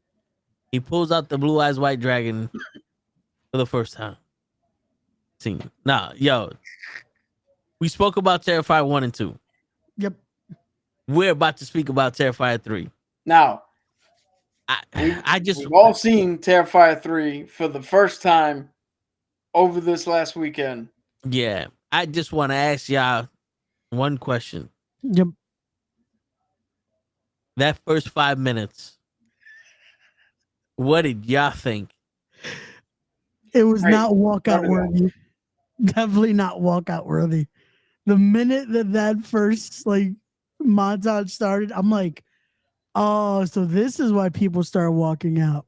And I'm like, that was it? Get the Bro. Get the fuck out of it. Like, we knew that was coming. Like, because they kept saying, oh, there's going to be a fucking even more psychotic kill that people are not going to see coming. And I'm like, they're going to kill a kid. And not one, but two. I was excited to see. Yeah, I was excited to see the first 5 minutes, but I was a little nervous because after watching 1 and 2, my head, the only logical next step to push it further would be sexual assault. So a part of me was like, I hope they don't do that because this movie really doesn't need it. Oh, yeah. There's good news on that front before you continue. the guy who plays Art the Clown, they asked him, "Is there a line that Art would not cross?" And he said, "He's playing Art as an asexual creature. There's no sexuality to him, so that is something that Art wouldn't even think to do. Got you. So that's not on the For table." me, I always thought that's just what like gets him off, though, in a sense. Like not saying in a sexual manner, but just like that's what makes him happy. His in a sense, happiness, is yeah. killing. Yeah, just killing and pain and gore and all of that. That is what like His pleases him in entertainment a is, sense. yeah. Not like Victoria though. That we'll get into that in a little bit because yeah, she's definitely is That's something I was like, We'll get to that. yeah, we'll get to that. But no, those first 5 minutes again, or first 5 to 10 minutes. 'Cause I think that's where like that was the line that people were saying like Yo, at the 11-minute mark. That's where they left, and it's like, I yeah, think I'm broken here we go. because I watched the first 5 minutes and I was like, that's normal. Nothing out of the norm happened. And Yeah. yet he hacked up a kid off screen. Yep. You saw Yep. you saw the dismembered body parts. Okay. And like I don't understand. I mean, I get it. Certain people are like, "Oh, this is where I'm sitting there like I think this whole shit is bullshit, right?" I saw a reviewer and I actually like this guy, so I'm not going to say his name. He said that this was a bridge too far, them killing a kid. He's like, he understands why people like the movies, but the movies are not for him. Okay. He rated it as not a fan, right? Cool. I get it. You have an aversion to killing kids. I have certain aversions to certain shit in movies too. If I see it, I'm out. I'm not watching the movie either. That's not where my issue is. My issue is he loves the movie Hereditary. And in Hereditary, we see a little girl get decapitated by a fucking telephone pole. Yep. Not off screen. You see it. Yeah. So what the fuck is the difference? You saw it. You saw it happen. Yep. And that movie, you were okay with it. Yeah. You didn't see anything happen in this movie. Well, and that was the bridge too far. This is where my disconnect is. And I'm like, I don't get it. I don't see even in the next part when we get to it, the second time it happens, I still was like, I don't see what any of the problems. The fucked up thing is I called that next part when there was a box. I was like, I know what's coming next. When we get there, I'll tell you all the way. I was like, jingle all the way. I'll tell you what I thought it was going to be when we get there. But yeah, but yo, listen. Now I have the same issue with part 2 that I have an issue with this, and it's the mom ran out and saw the body on the bed. I understand her initial reaction was, "Where's the daughter?" But where is you fucking piece of shit? Even though you don't rush the motherfucker, like the instant I fucking hate you to this guy, you killed my son. No one decides to run at him, but finally fucking Sienna does it, but we'll get to that when we get to that. But Sienna already kicked his ass. Decides no, but yeah. Jump at him. Like, come on. Hold on. I gotta defend that a little bit. Cause it's kind of I'm gonna explain it this way, right? In the military, we all go through boot camp, we all get trained on the 9mm at least, right? Yeah. So when we get to our ship and we're doing gun qualifications, we've all seen a gun, we've all handled a gun, we all know what the fucking gun does. The amount of people I saw freak out with it in their hand when the trigger was pulled, when the bullet ejects, when all this shit happens, not everybody is going to pick fight in that moment, regardless of what the fuck just happened.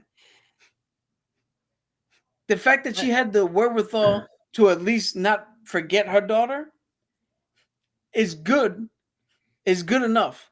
because she was never going to fight back. We get another instance where we do see somebody who has that fight in them. And I'm not talking about Sienna. We'll get to that. Yeah. But the majority of the people, I believe, would do exactly that. Freak out and run. I mean, Yep. Nah, I hear you, but especially when it comes to females. Listen, I hear you, but you know, this is me growing up with strong women. So, you know, there's always a part of me that's like, where is that? This motherfucker touched my kid. Like, you know, that whole protecting the kid shit. But I get what you're saying. But that's just like a little thing for me. It's like no one does that. But so yeah, the first 5 minutes, like I was like, I think we're broken. Me, I'm like, it was worse shit in the second one than the first 5 minutes.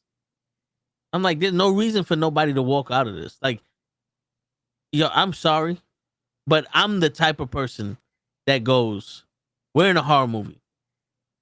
This is a killer. That kid is annoying. Give him the business. Give him the business. Like the brother. I wanted the brother to get that mother. When he was getting his ass kicked in part 2, I was like, yes, hit him again. Hit him again. Hit this motherfucker this is again. how I know I'm fucking like numb to the shit. That was like, yo, Timmy, you kind of deserve this motherfucker. Why didn't you wake up and help your sister? Yeah. Because I'm like, yo, and it was fucked up because I was like, I don't think Jules made it. It's not for nothing. Poor little girl. Even like if you was raised right, you'd have been like, Santa Claus ain't here. It's not Christmas time. Yeah, he said, all right, let's go look and see what's down there. Like, yo, come on, like that's your little sister. Yeah, no, she looks like she was fucking barely 4. Like, and everybody's like, yo, fuck off, little girl. It's like, yo, no, the dad deserved it. That motherfucker. Yeah. Yo, and he was a prick. He deserved that shit. Yo, my man was 15 minutes after it started. He didn't wake up.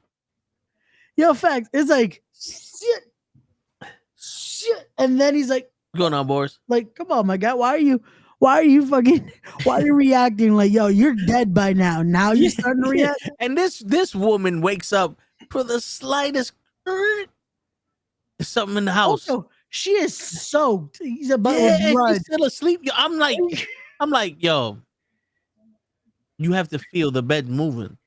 Yo, Vin, you would have still been asleep. I would have looked at you and be like, oh, I think I already killed him. He's not moving. Shit.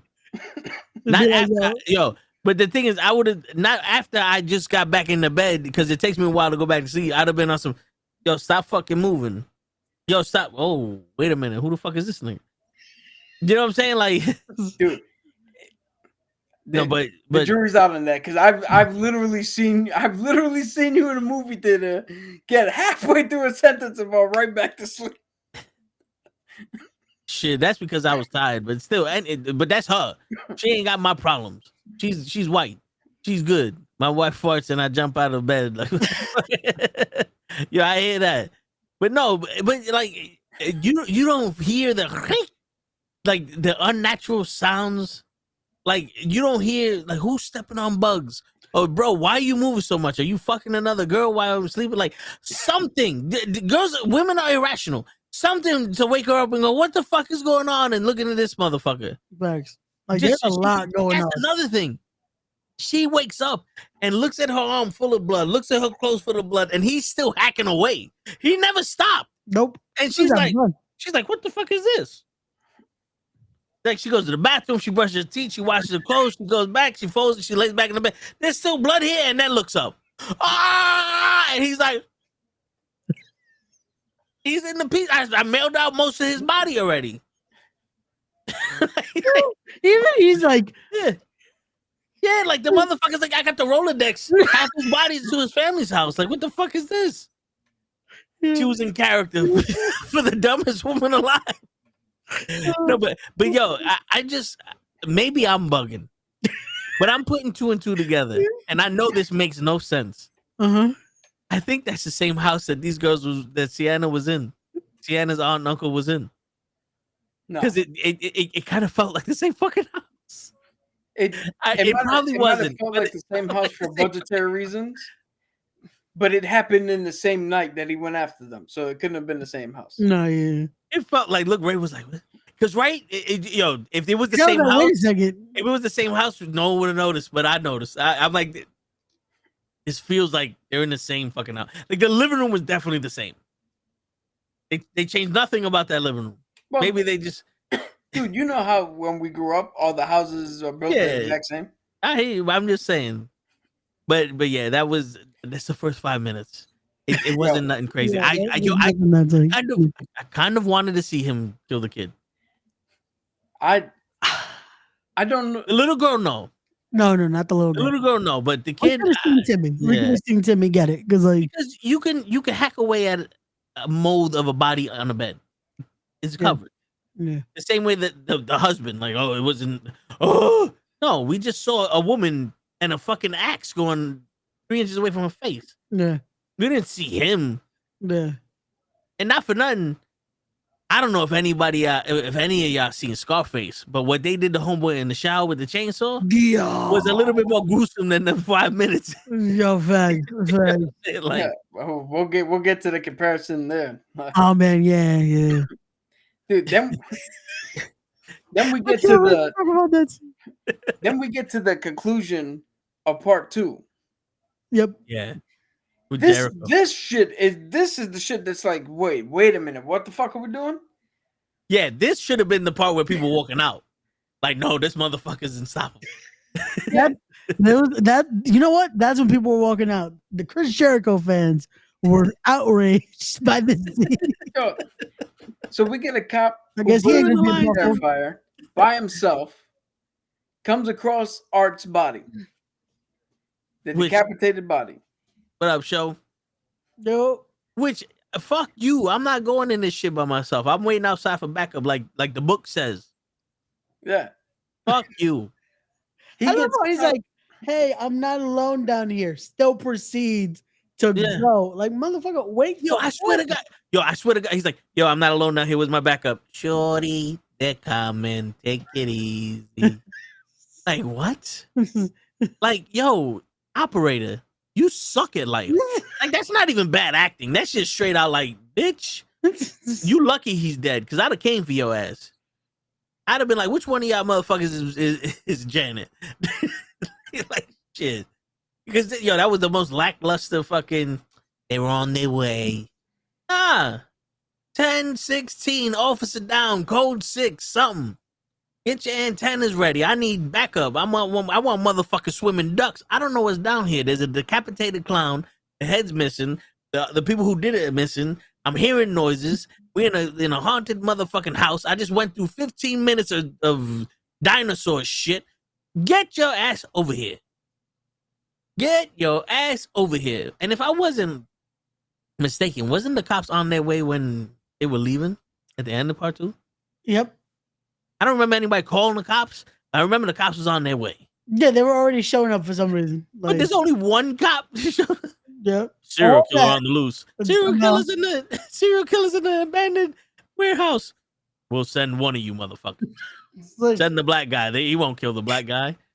It's racist if he kills the black guy. Oh, little do you know. This guy, he's not racist. He got black mouth.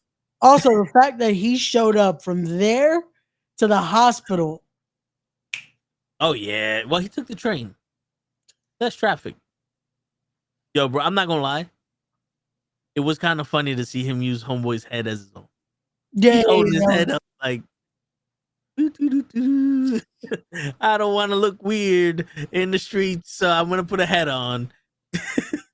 I love how she's looking straight at him like, something's wrong about you. Yeah. But fuck it. Because also, let's not forget, all this is happening kind of around like Christmas time. Yeah. Wait, So this isn't Halloween. Where he took the cop's head and put it on himself. that happened on Halloween night. That was still Halloween night? Okay. Yeah, because that happened 5 years before the events of the movie. So that part, because I'm still like, no one questioned the other, like when he's doing all this, and it's like, wait a second, why are we? Okay, we're just gonna let that one go. But yeah, him getting to the hospital so damn quick. I'm like, what train did he take?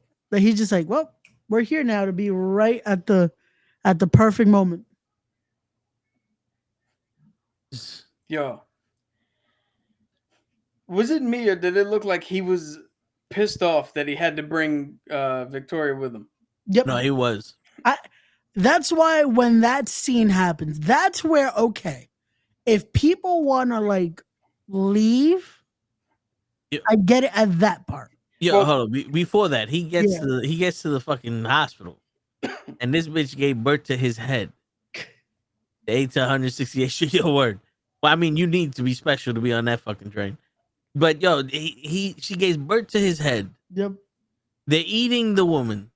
She's Jericho, drinking from the spinal cord or whatever fucking Yeah. umbilical cord that shit is.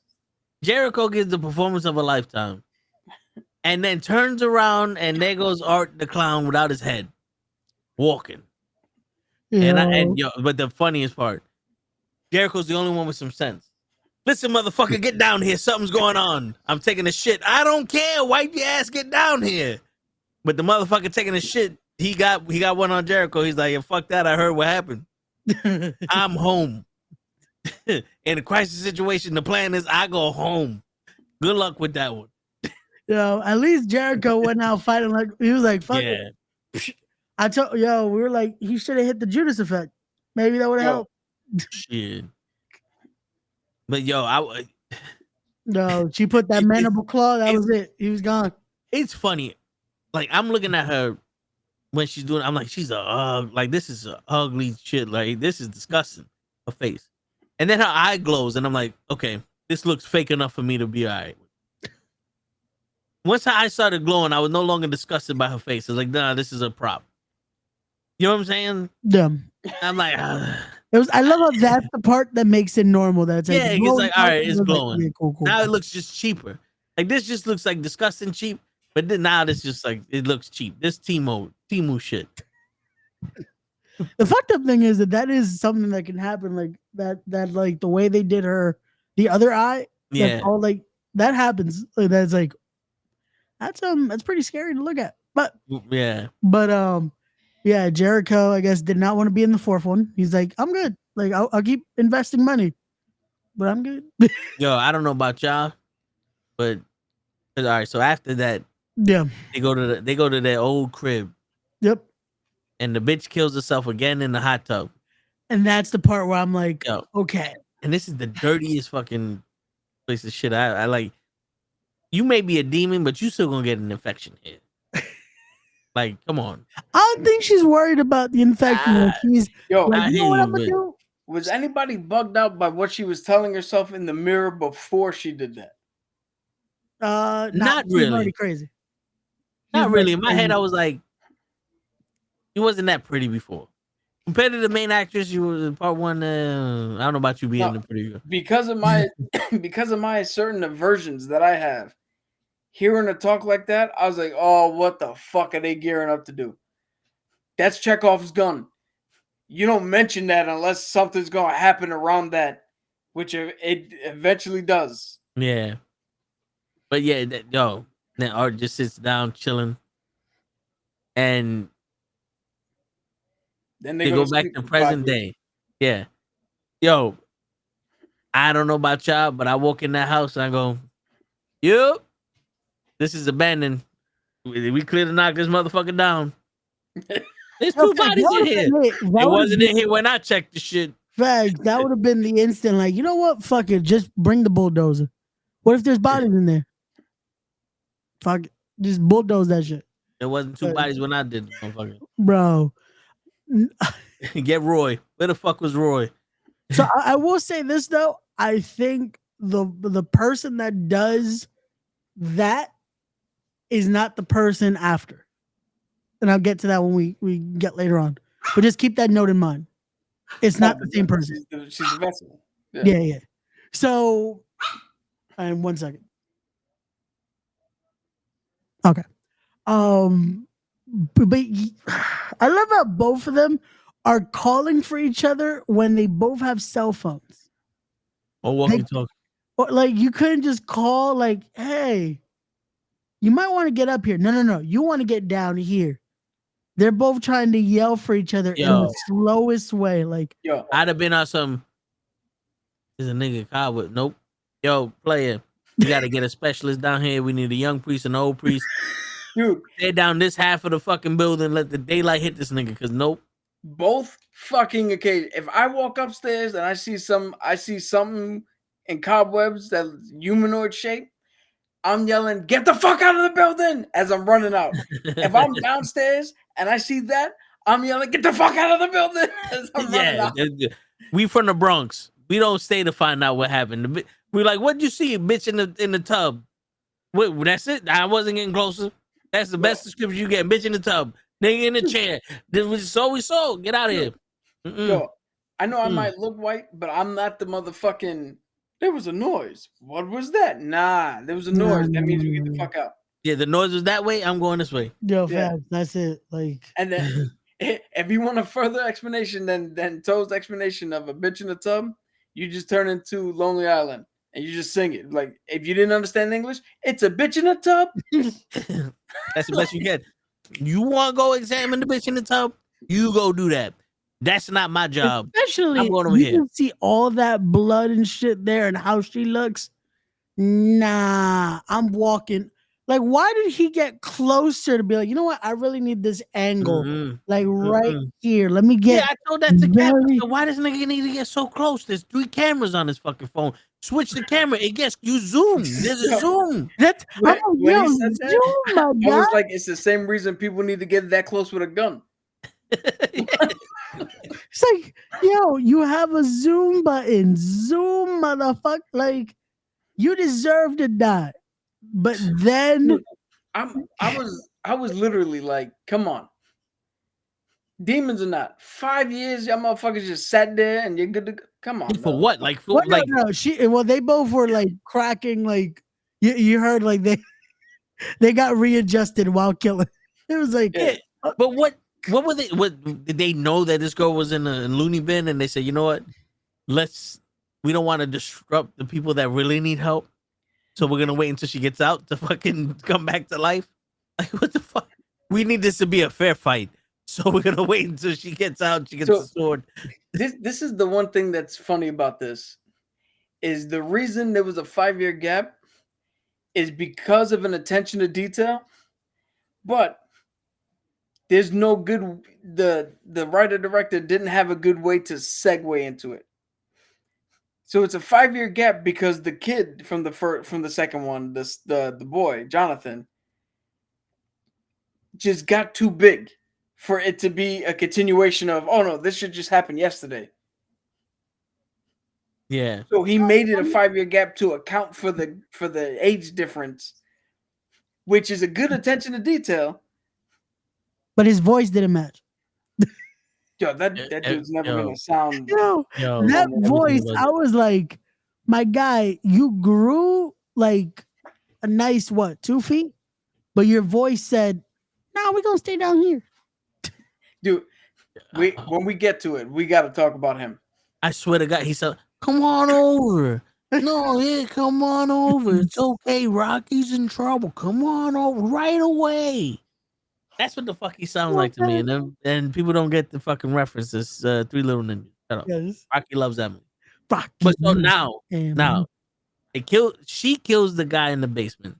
yes, Starts fucking with the guy in that. in the attic. Oh my And she god! comes up. And this is the one part of the movie where legitimately I'm like, nah. What I the was fuck is this? laughing my ass off at this No, part. when not. she did that, I was disgusted. I was like, listen, this is something we don't need. Like, Bro, I was like- fucking dying. Oh And my- That's not the a lot closest I would have come to walking out. yo, I've never been on some. All right, this shit is stupid. You know what I'm saying? Like, when it comes to it's hardly ever do you see me go, this is bullshit. This is stupid. We don't need this. I was fucking dying, and I look at everyone around me, and they're fucking horrified. Like, yo, what the fuck are they doing? I'm like, yo, this Horrified. is bro, The bitch is fucking a knife. bro, and they were fucking, bro. A lot of people, like, the littlest shit were freaking him the But, fuck out. yeah, but I'm sitting here going, that has nothing, like, in all honesty, she didn't do nothing like that before. She didn't do nothing like that after. This was just because fuck it. There you go. Fuck them, that's why. Yeah, Dude, that's Chekhov's gun. That's why her comments before, when she was talking to herself in the mirror, was so troubling to me. Because I was like, I know that's gonna tie back around. How the fuck is that gonna tie in? And that's way worse. Yeah, I was on some. Nah, you keep that shit to yourself. Like, I'm good. I don't need to see that shit. But it was funny to see Art fucking pantomiming his death, like his kills. yeah. But was I the only one after a while going, all right, player, you doing the same shit? Like, come up with a different mime. I mean, there's only but so many. Yeah, there's not much he can do. He's enjoying it. He's fucking. I hear you, but I was like, every kill, like, do something different. Like, you know, fucking throw a baseball or something. You know, you like, something.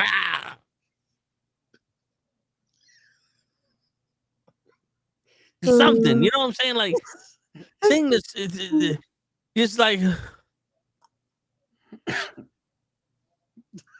something.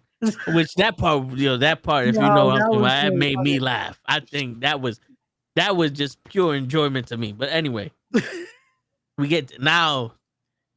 She comes out of that was in the same. That was a loony bin, right? Yep. Yeah, a wellness center.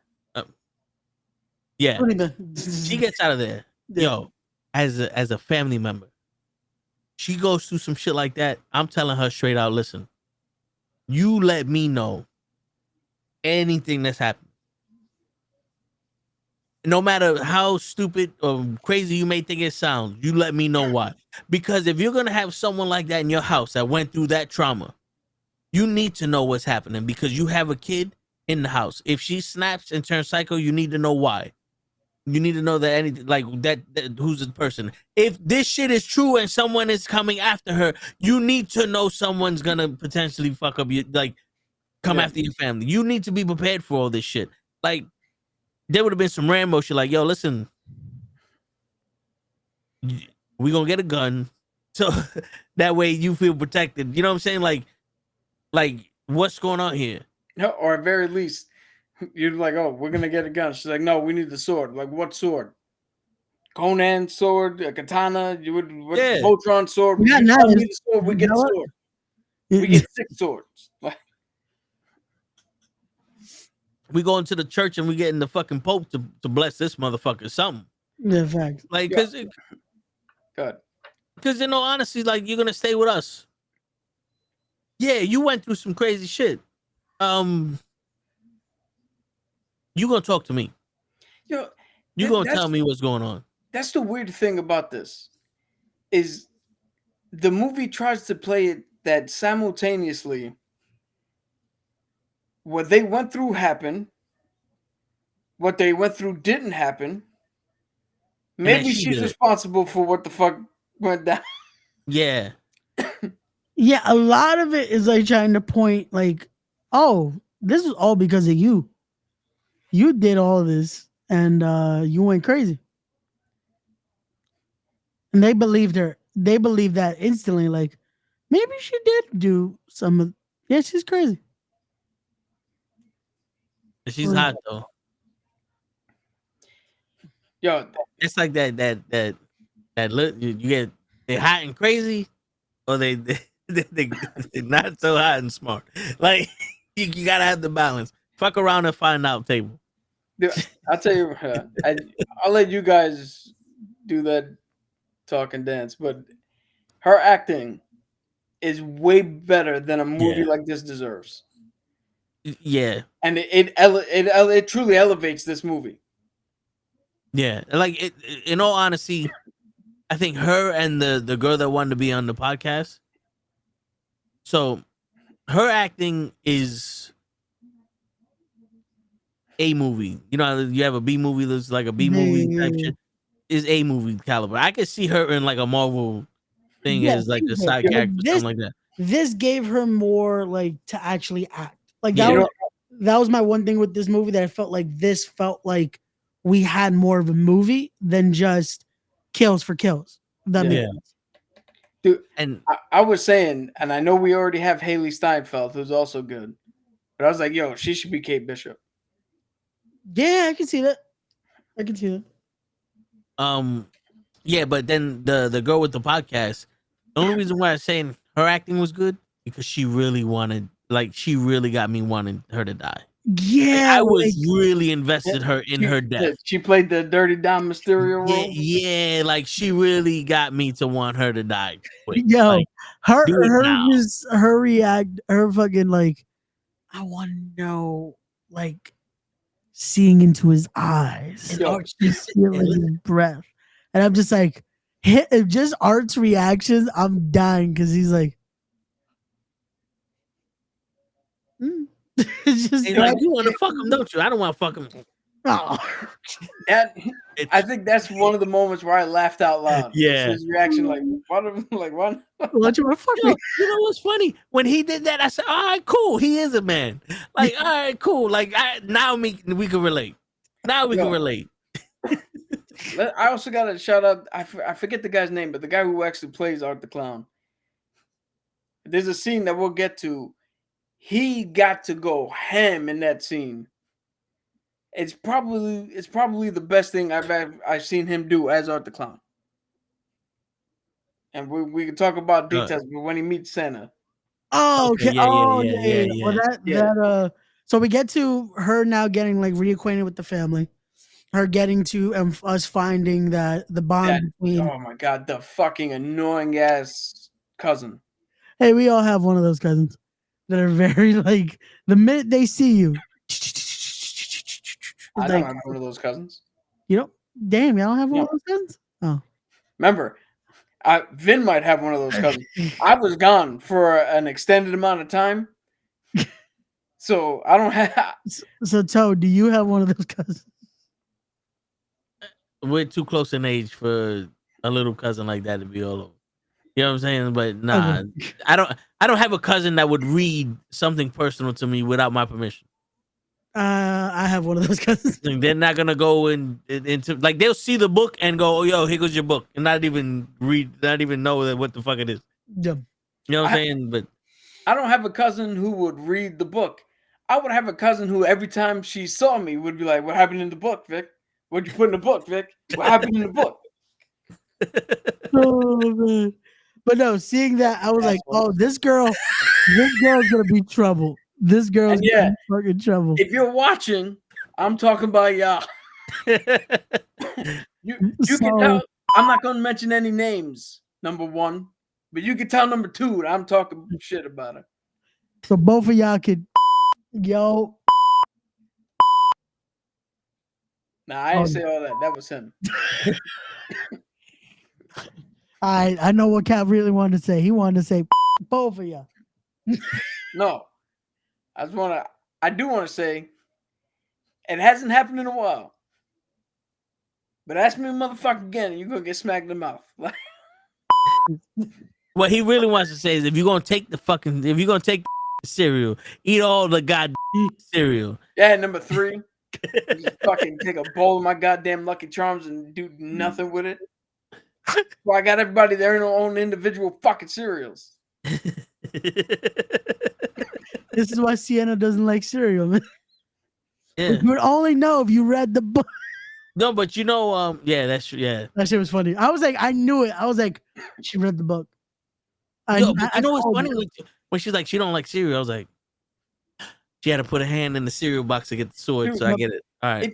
It took me a while to be like, that's weird. They never said she didn't like cereal. Like, I'm trying to go back and like, when did they say that? I knew it was because of the book, but I also thought she didn't like the cereal because of remember the fucking daydream that she had. Yeah. The nightmare she had, that's like the cereal was like the manipulator.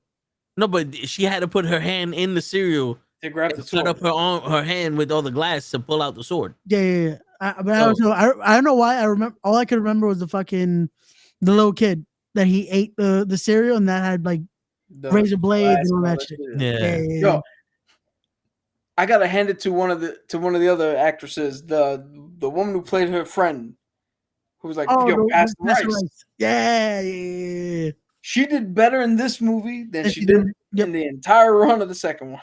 Yep. No, and you know what was crazy? I'm like, that part. I'm like, yo, why don't they pass someone the rice? And I'm like, oh wait, no, that's the okay.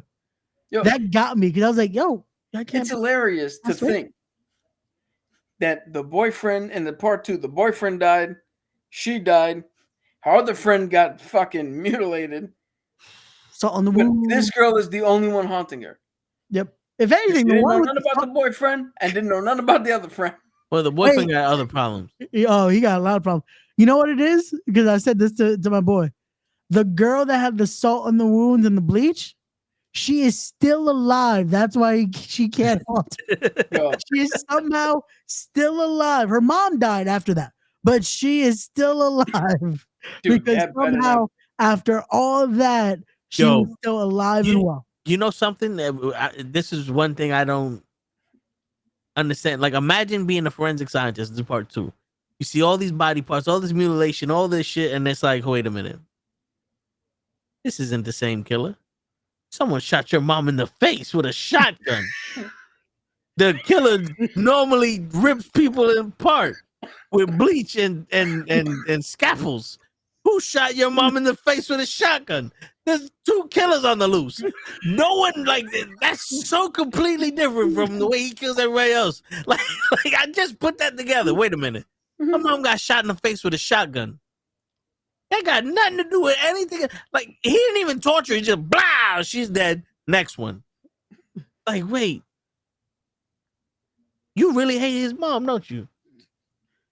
Like, fuck. How dead? She was a piece of shit.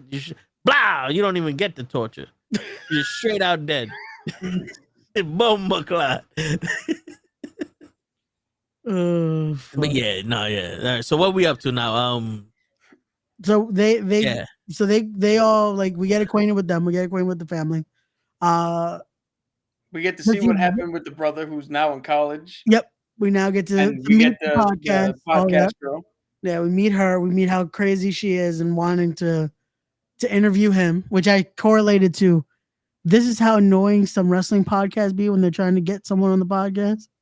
They're just like, no, that's how I message everybody to get on the podcast. You sexualize it. This is why we don't get anyone on wrestling. I want to feel your breath over the restream. I want to look into your eyes and see what it's like to have the heartbeat of a wrestler on the stream. Yo, you know what's funny?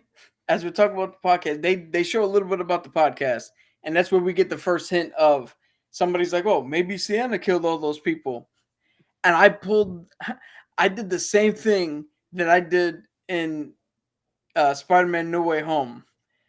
I was like, "Bitch, she didn't kill anybody. We clearly know she didn't." And I was like, "Wait a minute, she don't have that knowledge." Like, I can't bring that in there because I saw the second movie and she didn't. I was gonna say, yeah, if you didn't see the second one, you could probably think, oh, maybe she didn't. Or they're gonna fuck with us and be like, maybe this was all a dream. Maybe she did kill all those people. But no, luckily we keep watching the fucking movie. No, art is the thing. Art is fucking. Oh yeah. Before we get into like more of the play-by-play, let's get into this fucking the brother situation. Oh, okay. I want to hear. You know what? I want to hear what you have to say after, because I don't even know if you have a problem with him. I just think he should have died, and we should have seen the death. Yeah. But well, here's my issue with him. Well, you went through that traumatic experience with your sister, and she went through hell and back to save your ass. Nope. How are you not 100% on her side, regardless of what the fuck the situation is? 5 years later, 10 years later, 150 years later. You're going to tell her to move on when you were actually attacked by this motherfucker. When in the second one, you were the one who was like, yo, what if he comes back? They haven't found him. What if he fucking is blah, blah, blah? And you were going to dress like him and you were obsessed with him. Now, all of a sudden, you want to fucking turn around and act like shit's different. Move on. Move on. Motherfucker, no, fuck you, bro. Yeah, you're the reason why all this shit was happening. Like, you were the one in the part 2 that was obsessed with this kid. And she was like, I don't think he's a psychopath. I think there's something wrong. He might be telling the truth. He don't lie to me, blah, blah, blah. She was protecting him from the moms and from this nigga. And then the second one, not only do we find out the motherfucker's like, let it go, it's over. But he was still enforcing this shit. You need to be the one. You're the chosen one to kill the demon. You need the sword. Like, you still went under investigation on how to kill this shit after the fact. And now all of a sudden, well, because you might get some pussy, now all of a sudden, leave it alone. Well, I don't even think it was because of the pussy. I think it was more like he's now trying to just be like, oh, I don't want to fucking be associated with that anymore. But it's like, my guy, you're still on drugs too. Because you saw instantly he had to take his fucking psych meds. That it's like, and he didn't send that message. No, he didn't send it. No, he didn't send it. Remember there was a text message. She messing everything up, and she did this and blah blah blah. And he never sent the message, and then he fell asleep. You know what I thought? That he was gonna overdose there. I know they said he was gonna die. I remember they fucking spoiled that he was dying, and I was like, oh, he's gonna fucking overdose. Because I didn't notice how many he took. So I'm thinking, oh shit, he's about to fucking, after like having that rage, just fucking there. But the point I'm trying to make is they should be on, their bond should be on another fucking level. Oh no, yeah. Like, if I can get bonded to Sam Alcantara and John Tassinari after spending just a couple of months with them on a ship in another country.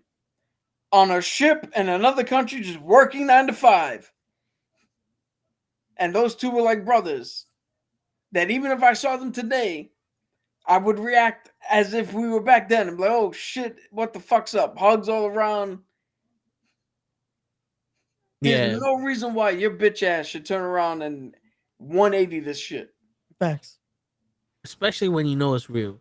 Like, not for nothing. You did research on homeboy, and then he comes after y'all. You have to assume, and he did assume, this shit ain't over. Get the sword. You got to kill this one for that one. Blah, blah, blah, blah. There's your question to fight, Vin. Like, that's the part where you go, nah, we sticking together. Yep. Dude, there's your question to fight. Where the fuck is his? I don't know how long I have to prepare. So I'm going to spend every fucking waking moment preparing for this. Like Laurie Strode. Yep. Yeah. I'm going to fucking prepare because if he comes back. Got to be ready. And that's the thing too. It's like, how did you think about all this? And this is why I correlated. Oh, so Victoria is now the little girl from the second part. Yeah. Yeah. That I was like, okay, so now that connects. But you thought about all that, and now all of a sudden you didn't prepare for this. You didn't think about anything else. Yeah. You about to throw your sister under the bus and let her get fucking locked back up in a psych ward. Like, yeah. And then they're like, oh, she's lucky because of his testimony. Like, no. And then I think that's what made him believe it. That's almost like maybe she did do it. Like, motherfucker, you were there. You went through that. You should not be walking. First off, if you would have never ran away from your mama, none of this would have happened. Facts. Dude, what about the part where the podcast girl comes up and it's like, oh shit, it's Sienna Saw. We blah blah blah blah blah blah blah. Where the fuck are you to turn around and shut her down? Yep. See that this is gonna aggravate your system. Be like, yo, bitch, relax. Yeah. Now's not the time. Get the fuck up. Get out. Yeah, because when she started. He looked at her. He looked at his sister like, yo, how dare you snap at somebody in fucking broad daylight, you fucking monster. Like, Yo, not for nothing. When she started screaming at her, it's like, can you motherfuckers just for one goddamn second? I was like, No, yeah, she deserved yeah, fuck all of that that. bitch. That was like Fuck yo, that bitch. the minute the dude like came to like try to hit on her, I'm like, yo, fuck you. And then when she comes in to do all that those lines, I'm like, you know what? Yeah, she gonna die brutally. I could see it. Like, Yeah, she but gonna it get- wasn't brutal enough for me though. Nah, So- she didn't get the brutal kill. Yeah, he He, got on it. the other hand, Yeah. ooh. So we get to let's jump back. We get to Art finding Santa Claus, Yo, and this is where he gets to go ham. He meets Santa Claus. He freaks out. He gets to pantomime a whole thing. This is where the actor who plays Art the Clown got the part because he's an actual mime. oh wait, is he? Oh, Yeah, I did not know that. That's yeah. cool. The writer director was saying that the guy who played him originally was an actor in a clown suit. He said this dude is a clown that we hired to act. Oh, he does it fucking well. yeah, Yeah, does. he got to be in his full fucking glory, and it was one of the best scenes I've seen him as Art the Clown. Also, did anyone else catch? You know the two first girls that he like pushes out the way. Yeah. Was that supposed to almost be like the tease from the first movie? Yep. That's like, yeah, That was we an already, did homage. this. We already did this shit. Just move out the way, bitch. Santa. It's funny because they've done so many like memes on fucking on Twitter. Yeah, Like, put in fucking that's. move, bitch. Like they've done know- so many versions of that fucking one scene. I didn't put that together. That was for the first one. No, that's what I instantly thought. I was like, oh, he already killed two drunk girls, so why are we gonna do this again? Like, Yeah, I mean, Santa Claus. but yo, now that we at the Santa part, now he's fucking. I'm gonna let y'all talk, but the one part that I know Ray wanted me to, I had no problem with. Bro, the minute I saw it, I'm like, oh man, Toe's gonna be pissed. No, yo, dude, I was telling my boy, yo, the first part one, he pulls out a gun and shoots the girl out of like protection. Like, yo, stop beating me up, bitch. Wow. And it's like, what? This nigga got a gun? Like, yo, what the fuck? Like, it was like, ooh, Yeah. no, like this don't make sense. But Yo, this time why it did was you let fun. this girl whoop your ass and you pull out a gun? Like, what? Compute does not compute. Now he's in a bar and I'm gonna fucking kill you. Blah. And it's like, okay, I get it. Like, Bro, all right, my thing yeah, was like, no. How do this you makes sense. have a gun he out of went- nowhere? Because he went there to provoke them and kill him. So he killed two with the gun. All right. He pissed all over Santa. But let's Yeah, not, yeah, and he pissed then on he Santa. fucking tortured Santa. And like, all right. The gun was to get the other people out the way. These are three grown men. This is where you need the gun. Not with a little girl whooping your ass. How you let the girl whoop your ass?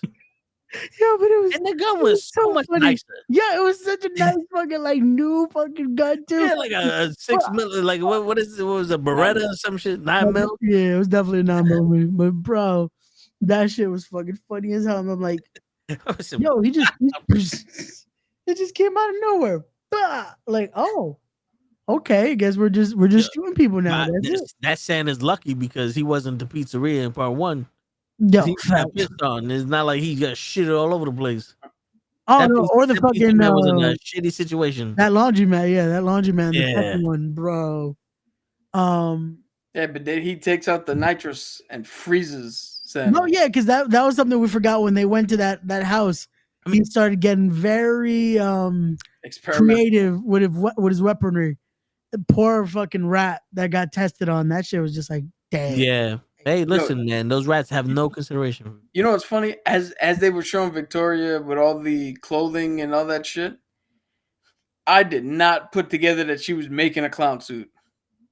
I was just like, oh, she's just sewing a different. I guess she's tired of wearing the hospital gown. Okay. I thought she was trying to make the dress. That's why I was like, oh, okay, we're making something here.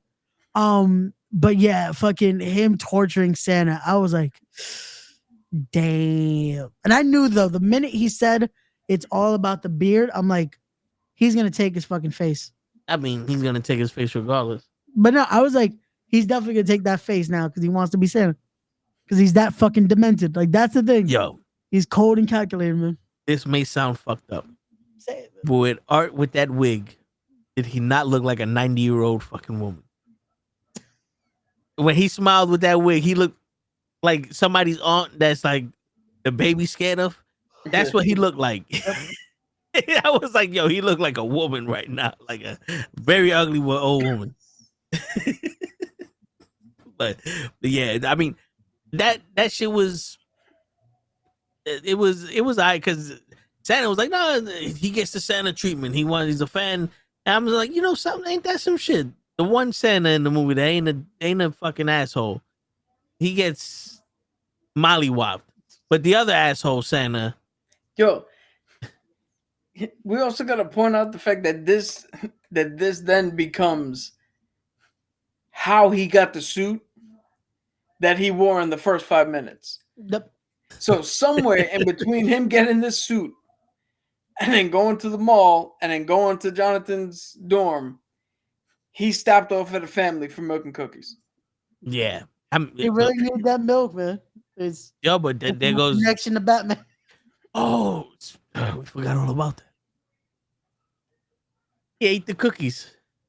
Yep. He ate I was like, at least this motherfucker knows not to waste food. You know what's fucked up? No. That okay. So is it fucked up that that's the one part that bothered me? That he ate the cookies? That he's eating the cookies with all that blood and shit on his fucking hell thing? no. He was eating the people. Bro, that shit fucked with me so much. I was like, I was like, come on, bro. You gotta get the blood in the milk. But I don't like the strawberry funny thing about this dude that just gets me, that's like, this is how psychotic he is. The effort and attention to detail to making sure that the plate is clean as fuck. Yeah. That is like from the second one. Remember, he went to the laundromat to make sure his clothes are nice, washing the plate. Then later on, when he uses the restroom, make sure his hands are nice. And I'm like, so you're an OCD psychotic mind? Yeah. Yeah. Cool. He got 8K TV DVD. Not that, HD TV. We know exactly what you're talking about. Now we go to the mall. Yep. We'll go to the mall. Where Sienna sees him. Yep. And this girl plays the anxiety. Perfect. That shit gave well. me anxiety. Just watching how she reacts and how she's like the jitteriness. I was like, that shit gave me anxiety. I was like, oh man. Yeah, I almost had a panic attack watching her. This shit was nicely done. That's how you fucking do it with T. Yo, just I was like, damn, girl, you look good. Go ahead. I was like, damn, girl, you looking good. Just the small little fucking detail of Art looking at her and waving and then going about his business. I'm like, oh shit. I was like, either this is not actually happening or he's like, that was a see you later wave. No, that definitely, yeah. It was funny because once that song started playing, I was like, this shit's gonna get stuck in my head again. Cause I don't remember any of the songs. So the clown, that shit just started playing. I'm like, oh, this is gonna get stuck in my head again. Because I just saw part 2 the day before. Yeah. And I was like, no, that song is gonna get stuck in my head again. So now this is the second time where again, I didn't think it was that fucking bad. But they're seeing Santa. Santa goes away. Art comes out. A girl runs up to him. And when she first runs up, I'm like, all right, here we go. This is where we all walk out together. No. She gets a toy. Yeah. You know what's fucked up? I thought the toy was going to turn into something at first. I was like, this is about to be Gremlins. Like, these toys are about to all go rabid for some reason. Because I'm like, fuck it, why not? Like, we're already going supernatural with Art and Victoria. Let's go full supernatural with these toys. But then I'm like, wait, there's a box. All I could think is, this is a sick world we're living in. Sick world. So originally, when I saw the box, I was like, oh, so this kid got to the part of the bag where he's gonna uncover Santa's skull or his hand. Yep. Or I thought it was gonna be a body part. I didn't think it was gonna be a bomb. Nope. I thought instantly, I'm like, there has to be a way all these kids die, unfortunately. Because I'm like, there's no way he's gonna be this nice. I thought they swerved us. Yeah. I was ready to see. I was like, all right, this is like I said, this is where we all walk out, and then they all got gifts, and I was like, oh, maybe it's not. Maybe this is just they scare the kids, and they kick him out of the fucking thing, and something else happens. But no, a bomb goes off, and again, you see the aftermath. But when the bomb goes off, the bomb really goes off like over there. Yep. Like they put enough distance that you just see the flash and the noise. Yeah, you don't get to see the actual like, which again is perfect. That is a tasteful way of doing it. That it's like there's nothing to be like, oh, how could they do something this gruesome and this and that? We don't see anything. We don't. Dude, like it's. I'll tell you right now. easily done. Before I went to the theater, like I mentioned before, I saw Immaculate. And for anybody who doesn't know what movie that is, Sydney Sweeney is a nun. She goes to a nunnery in Italy, and then we find out that she's part of the Immaculate Conception crew. She gets pregnant without ever laying with a man. Then we find out that the pregnancy was implanted in her because one of the priests is not a priest, he's like a fucking geneticist. Yep. And he was trying to make the perfect some shit, right? Oh no, he was trying to recreate Jesus because they had the blood from one of the nails on the cross that he was hung up on. Yeah. So at the end, she gets away. At the end of the movie, she gives birth, and the movie literally ends with her picking up a rock and killing the newborn child. And that, I was like, oh, shit. Okay, they went there. Here's the difference. They went rock all the way down, cut to black, hear the noise. But you see it. Like, you see her do it, and there's only one conclusion. Even though it faded to black. In this movie, he went in the room, and then they don't focus on the door. They focus on the little girl, and you hear him cut up. Like, it's not like they followed him in the room, and they went axe swing, and then cut away. Yep. Same with the bomb. You're far enough away that it could have easily just been a bomb went off, and people are hit with shrapnel, but it didn't do the damage that they show. Yep. And I think that's where I'm like, it's not as bad as it could have been. Yeah. I'm with you on that one. No, definitely. And it could have been a lot worse, and it could have been the reason to actually be like, oh, this would have been why to walk out. And I don't know about y'all, but every body part they showed, I felt like it was an adult body part. Yeah, it was just a foot, a leg, a hand, like Yeah, like they weren't showing like kids' body parts. Well, because again, it was more of like, you know what just happened. Yeah. But we're not going to emphasize. Again, it's a nice, tasteful way of doing it. That is just like, this is fucked up. But yeah, like yeah. And again, just so there's no misconstruing us, we're saying if you were going to do it, this was probably the best way they could have done it. Yeah, that's what I'm saying in a way, tasteful way to do it, because it's not right. Like the fucked up thing to do, but if you're gonna fucking play this off and make them as psychotic as possible, this was a nice way to do it. But from there, they don't know that this happened. Like I think at this point they're gone from the mall anyway. And just it's crazy because it's like, yeah, she actually went to go get the sword, which we don't see. Yeah, but that's the crazy part, because she comes back with dirt on her hands and everything. That if you're thinking, it's like, where were you this whole time?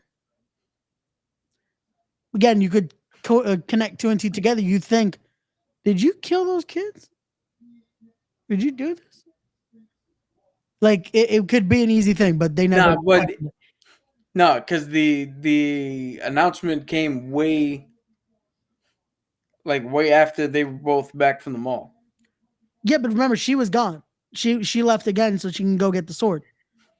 So it's like that whole time, what was she doing? True. See, I But didn't then, even but I didn't even think that way because again, Yeah. The I newscaster- know what the fuck's happening. but the Yeah. newscaster said there was a guy dressed up as Santa Yeah. that got kicked out of the building. You know, if he would have said, We don't know. I didn't who see did the it. person who did it, but I know Yeah, somebody got kicked out. Yeah. Then it's like, okay, it could have been her. Yeah. Yeah, Also, good old I Tom love how Savini. Art just got tossed around by a mall cop, got tossed around by the guy at the bar. It's just like, how easy does he just let people throw him around? But then it's like, nope, when it's time to kill, he becomes OP as fuck. Dude, that's the greatest thing about playing the fool. Is you play the fool until it's so advantageous for you that you have nothing to do but succeed. Yeah. Because I was like, are we turning Art into fucking Michael in the last one that Corey Cunningham is just beating the shit out of him at this point? I'm like, Yo, what the fuck is happening?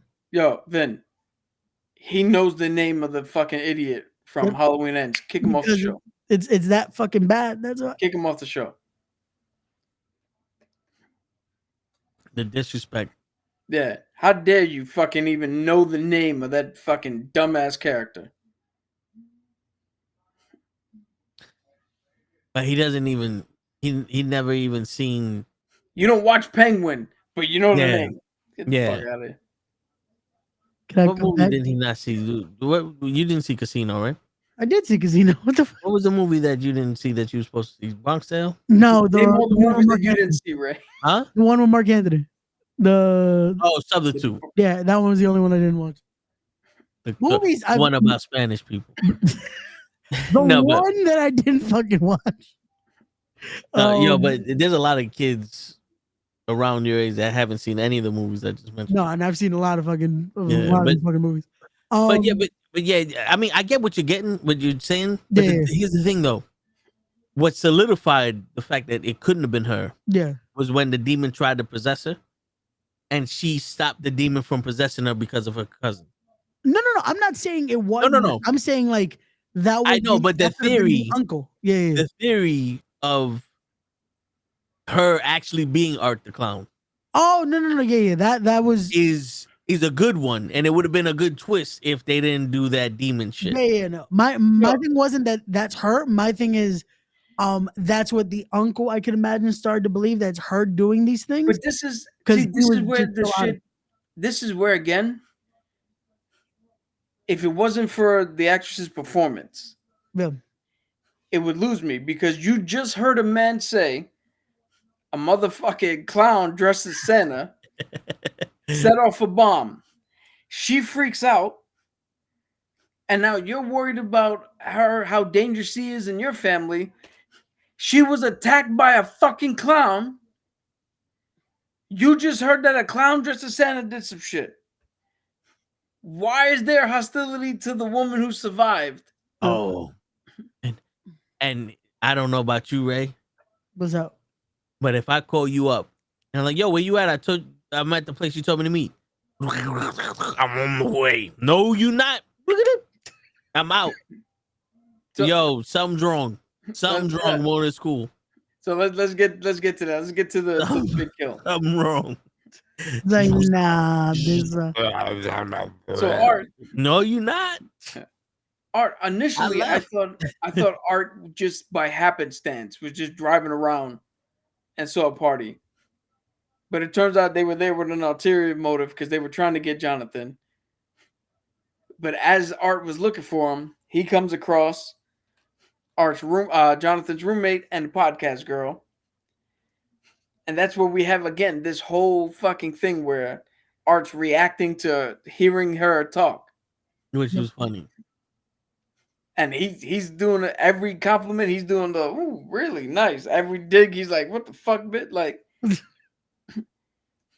so then they go off, the podcast girl and the roommate go off to have sex in the shower. And this is where we get the big kill for part 3, which in hindsight is nowhere near as bad as the big kill in part 2. Nope. Yeah. Again, this is just standard fare. Yeah, this was just hey, we need something, and that chainsaw though. Seeing him now have a chainsaw was funny as hell. It's just like, well, now we get to be even more gruesome with this shit, and then Yo, he hacked the girl with the chainsaw as if it was a blunt object. Yep. Like he wasn't Yeah. lopping shit off her. He was just like smacking fucking pieces off of her. Yeah, I but think him, yeah. I like the fact that she's dying, and my man has the thing, and he's like, Yo, that was perfect because again, that's what she wanted. She And wanted yeah, to see. and then when she dies, he's just, here you go, here goes And the boops you glasses. in the nose. No, Yo, you I know was what the funny dying that thing- whole time. That to me was funny because just like again, she should be dead, Yeah, but she had those moments to fucking. Oh, yep. and Yo, then and put the glasses. that was, I think that was the time that the lesbian couple next to me looked at me like I'm crazy, because you when were he laughing? did, and I started laughing, and he did the little, whoop. I was like, ah, yo, and they look like, really, nigga? I'm like, yo, this nigga's little cute. Yo, please tell me y'all were dying when he put the chainsaw up the other motherfucker's I was, ass. I was like, oh, Nah, I shit. wasn't. I was like, oh, ugh. Part of me was like, I think some of this gruesome shit should have went to her. I A little think she bit, a little deserved bit. that She deserved it gruesome, more, yeah, she was annoying. Yeah, a little bit because this dude got his fucking Yo. ass cut. That is fucking. It was like Yeah, he cut his dick. I was like, oh, he went through the front and back door. Yeah, this man, He got everything. yeah, Yeah, at least he tried in a sense to fight back. And he's like, no. Get this arm out of here. Get this, like, nah. yeah, you don't need this foot, and he sniffed it. He said, no. You don't need this. You know, it's like, damn. Like, Oh man, it- yeah, that was funny. Yo, it went on so long that it went from being gruesome to tolerable to now it's on the other side. It's like, all right, well now we're just one more time. Like when there was enough blood, I'm like, he's about to do a fucking snow angel, isn't he? Yeah, Like, yeah. It was like, And the oh, I best know what he's part- about to do. The best part, Ray, as soon as he starts doing the snow angels, fuck that, I'm out. yeah, the woman you. behind us left. I'm like, now Yeah, like, what? Oh, that Yo, was the kill that they yeah, left on? the I whole was like, dude, oh. the whole road turned around and said, "Really, bitch? Now? Not when the chainsaw went up his ass. Not when he's staring at the girl. The Not while angel. they fucking. It's over. Next scene, I'm out. Fuck this. What? What? You know what I thought? You know what I thought when you said that during that scene that's when they left? I thought it was the rats. That's when they left. Oh, when he froze the rat. No. Oh, when he put. Which that was, I was disappointed, but we'll get to that. Yeah. I thought that's when they left because I'm like, Yeah. okay, that's a little understandable, but still, like at this point, like the movie's about to end. Just Yeah. hang tight. Like, come on, we got a few more minutes. Well, we no, wait. only have another hour to go. Just hang tight. Yeah, according to Terrifier, this is the middle. We got another hour and a half. When you think that the movie's over and you can't kill them all, you're halfway there. Yeah. $10, Ray, if you could tell me what movie that's referencing. Nope. Tell me the director. Tell me the name of the actor that fucked up Michael Myers. Busta Rhymes. Well, good. I'm glad you said that one. Yeah. The Legendary Owls of Ga'Hoole. And Zack Snyder actually directed that. Really? Yeah. Okay. Shit. Did you explain how he got the gun? Nah, Tyson. I have no idea, but he had a better gun this time. Wait, it has to be from the cop. I can explain. Okay, so that one. I can explain how we got the first gun. Okay. Because in the first movie, he is just a normal man who's insane. Yeah. So him having a gun is a completely rational thing for him. Because he's just an implement of whatever's around me, I'm going to use. Yeah. Now that he's supernatural, now it's kind of like, well, now why do you need the gun? Well, I think he just took it off the cop. At this point, he just took whatever. Like everything he takes out of just like Like in the Clown Cafe in part 2, when he pulled out a Tommy gun, I was like, that is like, why? All right, why are we doing that?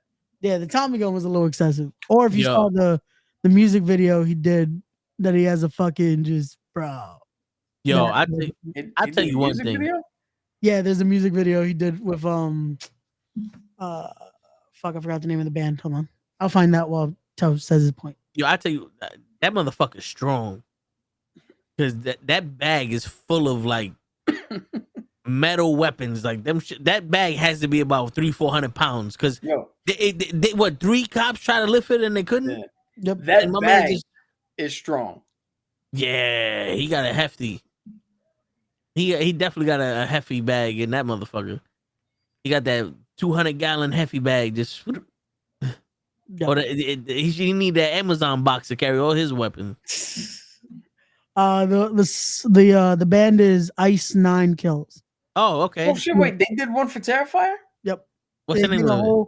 They did a whole video. They did a whole album of horror movie shits where they did The Crow, Jason, Friday the 13th. They did a whole like it's a 15-minute music video with it. That it's basically like a mini movie that they did with them. It's called A Work of Art. Yeah. I gotta look that up because I actually like that band. Yeah, it's actually a dope song. I used that the other day for one of the shows I was promoting because it worked so well. Like it's a cool song. If I only was cool enough to support your work, I would have known. Yeah, right. But that's dope though. Yeah. All right. So what part are we up to now? So they hear the news. Yep. Santa freaks out. Yeah. The uncle goes to go get Jonathan. That's when we find out that Art is also there to get Jonathan. Yeah, he kills. They had that phone call where it's clearly Victoria. Yep. Yeah. Then the movie gets... she can almost perfect the voice, but then it sounds like Then the that movie was the part that I'm like confusing. They killed this fucking kid off screen. I was like, I didn't know that they did that because I figured they killed them. When if it's her, I'm like, oh, that's not. Well, I figured like last time they drugged him. Oh, okay. And they were gonna bring him in because Sienna wakes up, and now I don't know if this is a dream or not. That's same. I was like, is she dreaming? Is she not dreaming? I even asked Cap. I was like, is this still a dream or what? He's like, I have no idea what the fuck's happening. I thought it was a dream. I was like, this makes sense. Speaking of the dream she had where she's in the dungeon with the demon making her armor. Oh, with the father. Yeah, we didn't talk about that. Yeah. Like the father shows her the drawer and he doesn't let go, and she's like, let go. And so the father, this is me just speculating. The father had some mental problems, and they said that he was abusive towards the end. Yep. So I think what was happening is some entity was holding on to him and forcing him to not let go. Do we think, again, this is very pie in the fucking sky. Do we think he's Art? No. Ooh. The father. I don't think so. No. Because I think there would have been more of an attachment to the girl. So here's my theory. The reason I don't think it's him is because in is it All Hallows? I think it's All Hallows Eve. Yeah. There's a segment in which there's an artist who made a master painting and was driven crazy. I think he unalived himself, and his girlfriend or wife is trying to put together what the fuck happened to him. And at the end, it's revealed that the painting he did was of Art the Clown. So I think in that vein, the father is doing these drawings. He's getting visions of Art. He's getting pulled. He's getting driven crazy, but he's also getting pulled the other way to make Sienna, to make the hero. Yeah.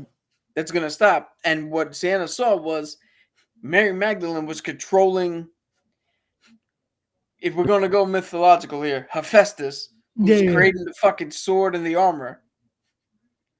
Which that armor did look better. Yeah. Which we got to give her credit for making that shit up in the second one. Yeah, she did. She did amazing work with that. That looked legit as close as it was going to of that armor. Yeah. So then we get to the big finale where Sienna wakes up, is hearing her uncle and her aunt argue. Yep. But it turns out it's not them. It's again Victoria manipulating the situation. Who's now dressed like the Pearl Girl, the pale girl. Pale girl. Yeah. She got the costume on and the face paint. Yep. And then you want to talk? We talked about fight or flight in the beginning, right? The first 5 minutes. Why did the mom da da da? The mom this time, she did the shit that this is where I'm like, everybody should do this. She knows she's not getting out of it. Yep. So what does she do? Instead of cowering in fear, hey, Sienna, murk these motherfuckers. Both these Kill every last one of them. And it spits in the face of people who don't want to be cool. Of Victoria. Hey, that's the best way to fucking go. Yeah. I'm not gonna lie. I was with her, and then when she spat in Victoria's face, I instantly went, "Oh, you just made it worse." Yeah. It was like you had a semi-normal death coming. You just made it worse for yourself. Did you though? I feel like this was gonna happen either. Well, all right. So this is speaking of the death. This is where I got a little disappointed. No, because they put the tube in her. They put the rat in her. They put the 2 rats, and then they put the flame in there to go down there. Yeah. I'm instantly thinking, okay, this is Fast and the Furious. Yeah, that's where I went. I'm thinking he's gonna keep the heat down there until they find their way out of her stomach or some shit like that, out of her throat. Nah, she just got rats in her throat, and I'm like, is she dead now? And it's they slit the throat open for the rats to slide out. Yeah, but I'm like, I think it would have been more gruesome if they kept the fire and the rats came out themselves. Yeah, I thought that's what I thought. I instantly thought Too Fast, Too Furious when they fucking had this motherfucker in there. But I was thinking they're gonna show like the rats clawing at her stomach, like yeah. But I also think if they would have gotten to her stomach, they probably would have died because of the acid that you have. Yeah, you probably would have died instantly. But again, that's just or might be overthinking a little bit. But no, them doing that was a little. We also see that there's a skull in a cage that the rats are gnawing on, and there's a dead body hung up like Jesus on the wall. Yeah, you knew it was the uncle. Oh, and the best part is he's taking the intestines out and he's wrapping around the tree. Yeah, like the fucking garling or whatever. Yeah, so fucked up. But no, he definitely. She then tells her though that's fuck. What was the girl's name? Fuck. Little one. The little one. That's her daughter. Yeah. Yeah, I can't remember the girl's name. I think it starts with a G. Yeah, I can't like Gia or some shit. Fuck. Okay. That's gonna fuck with me, but okay. If only we had a machine that can give us the answers. I'm gonna go with Gia. I think it is that, but I'm gonna look it up now. 1 second. All right, so while Ray's doing, he's going to get the intestines to fucking put on the tree, and every time he passes homegirl, whackata, right in the back of the head. Yo, bro, that was my favorite part of the movie. He smacked fire out her ass every time. I was gonna say, why did he keep fucking smacking the shit out of her? Bro, Juliet? No, that's a different girl. Who the fuck is that? Oh, that's the girl from the beginning of the movie. Oh, Gabby. No, Gabby, yeah. Gabby. Julie was the first girl. That was that's when I said that I don't think she made it. That was the one that wanted the milk and cookies for Santa or the elf that they thought was there. But yeah, Gabby, they tell her that's Gabby, that's the skull. That I'm like, damn, they're fucked up. They really killed both kids off screen. And then she goes, "That's not my daughter," and it wasn't her daughter. Nope. And then they put the fucking glasses on. That is like, well, there goes Jonathan. That it's like, damn it, they really did this kill off screen. These motherfuckers. Yeah, I'm like, yo, they should have this is the one we needed to see. Yeah, we need to see how they did that one. Like, Yeah, because not for that kid. That kid is annoying, boy. Facts. He's just annoying. I'm like, come on, bro. Like, you got no coordination. You tall for nothing. You scared of it. Like you dug this hole and now you scared of it. Exactly. I get it, but come on, man. What happened? Yo, back in the day, he would have been the smart one to tell us just like, yo, you need to hit him in the eyes. Or, we need the sword. It's something. He would have been the smart one to logically think this shit through, like, Yep. based off of mythology and blah, blah, blah, blah, blah. Nah. Like, he's just a fucking scared kid. Yep. Like, there was no use for you. Nope. There was no use for you in this. And I wanted to see him fucking get tortured. In the second one, he got tortured. And I was like, all right, cool. But he didn't do nothing. I'm like, and then this one, he gets killed and we don't see it. Dude, see, I'm on the opposite side. Because he pissed me off so much with how he treated his sister after this whole ordeal. I'm like, good. We don't even have enough respect for you to show you an on-camera death. Fuck out of here. Put the glasses on. That's the motherfucker dead. Let's move on. Hey, I hear you. But what's the number one rule of what's the number one rule of TV deaths? If it didn't happen in your face, it didn't happen. Yeah. So he could still be alive. Yeah. Nah, I'm saying he dead. That's it. Kill him off. We don't need him no more. Gabby, though, I think is we're gonna get her back. Gabby will return.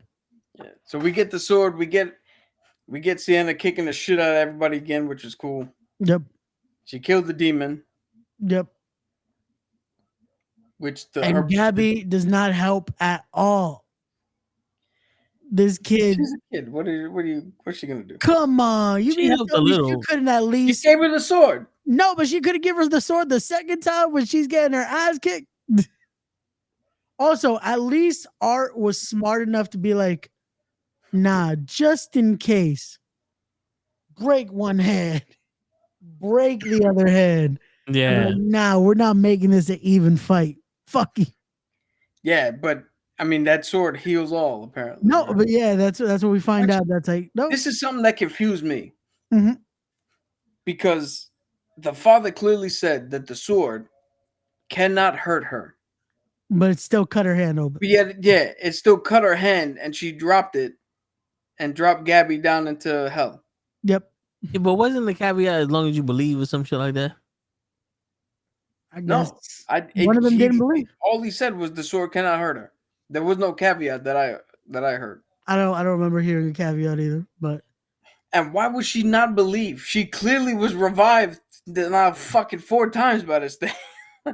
And I mean, this is a woman we're talking about. Hey, this is one of the better final girls in a horror franchise. Yeah. So now we get to the thing. Gabby's down in hell.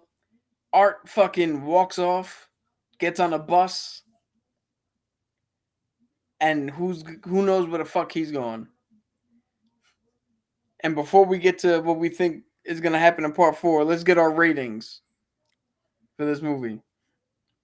Ray, you're the first one to see it, so you're the first one to rate it. So you are wrong, sir. Toe, your rating. No. So I'm giving it an 8. I want to give it higher, but because there's not a definite ending, I was just like, I kind of wanted a little more. I know there's going to be a 4. We're going to see, it's already confirmed. That's where we're going to fully see this all encompassing. But based off this movie alone, I give it an 8. I have been struggling with this movie since I left the theater. Because again, it's not as bad as everybody made it seem. Yeah. At least for me. There were some parts where I was like, this is just not good. But the Lauren's acting as Sienna elevated this movie. Yep. The third act, the final act elevated this movie. I left like, yo, this was fucking badass. I still think too. The one good thing is this didn't feel its runtime. This didn't feel like I was watching a 4-hour fucking Lord of the Rings. That is true. That is true. But I still think the second one is better. Same. Agreed. I was gonna say, if we're still going though by like the 3 films though, I would say it's second one is still the best, then this one, then the first. Yeah. And there was no killing here was worse than Salt Bay. Yeah, agreed. Yeah, nothing is. That's what I'm like. I don't get why people are leaving, because it's like, if there's a kill you want to leave, it's during that salt on the wound and the bleach and all that. That's when you fucking dip out. There's nothing in this that compares as bad. So I'm gonna give this one. I'm gonna give this one a 7.9. Okay. What do you think, Toe? What did I give the other ones? I don't think we rated the other one. Yeah, we didn't rate the other one. That's what made my rating a little difficult, because it was like, fuck, I didn't rate the second one. Yeah. So for me,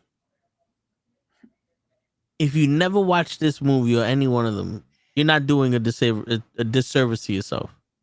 Yep. Where like Saw, if you don't watch part 1, you're kind of doing a disservice, because that one was like a revolutionary way to do horror and thriller and shit like it was that. a crazy way to do like psychological horror and all that. Yeah. You know, like there's some movies that you need to see in your life. You know what I'm saying? Yeah. If you don't watch Saw X, then Yeah. you don't know what the fuck life is. Yeah, like, you know what I'm saying? Like this, all 3 of them is like, I watched it. It's cool. It's not, I don't need like, Yeah. if you know what I'm saying? So to me, it's like this movie was fun and funny, but I'm gonna have to give this shit a.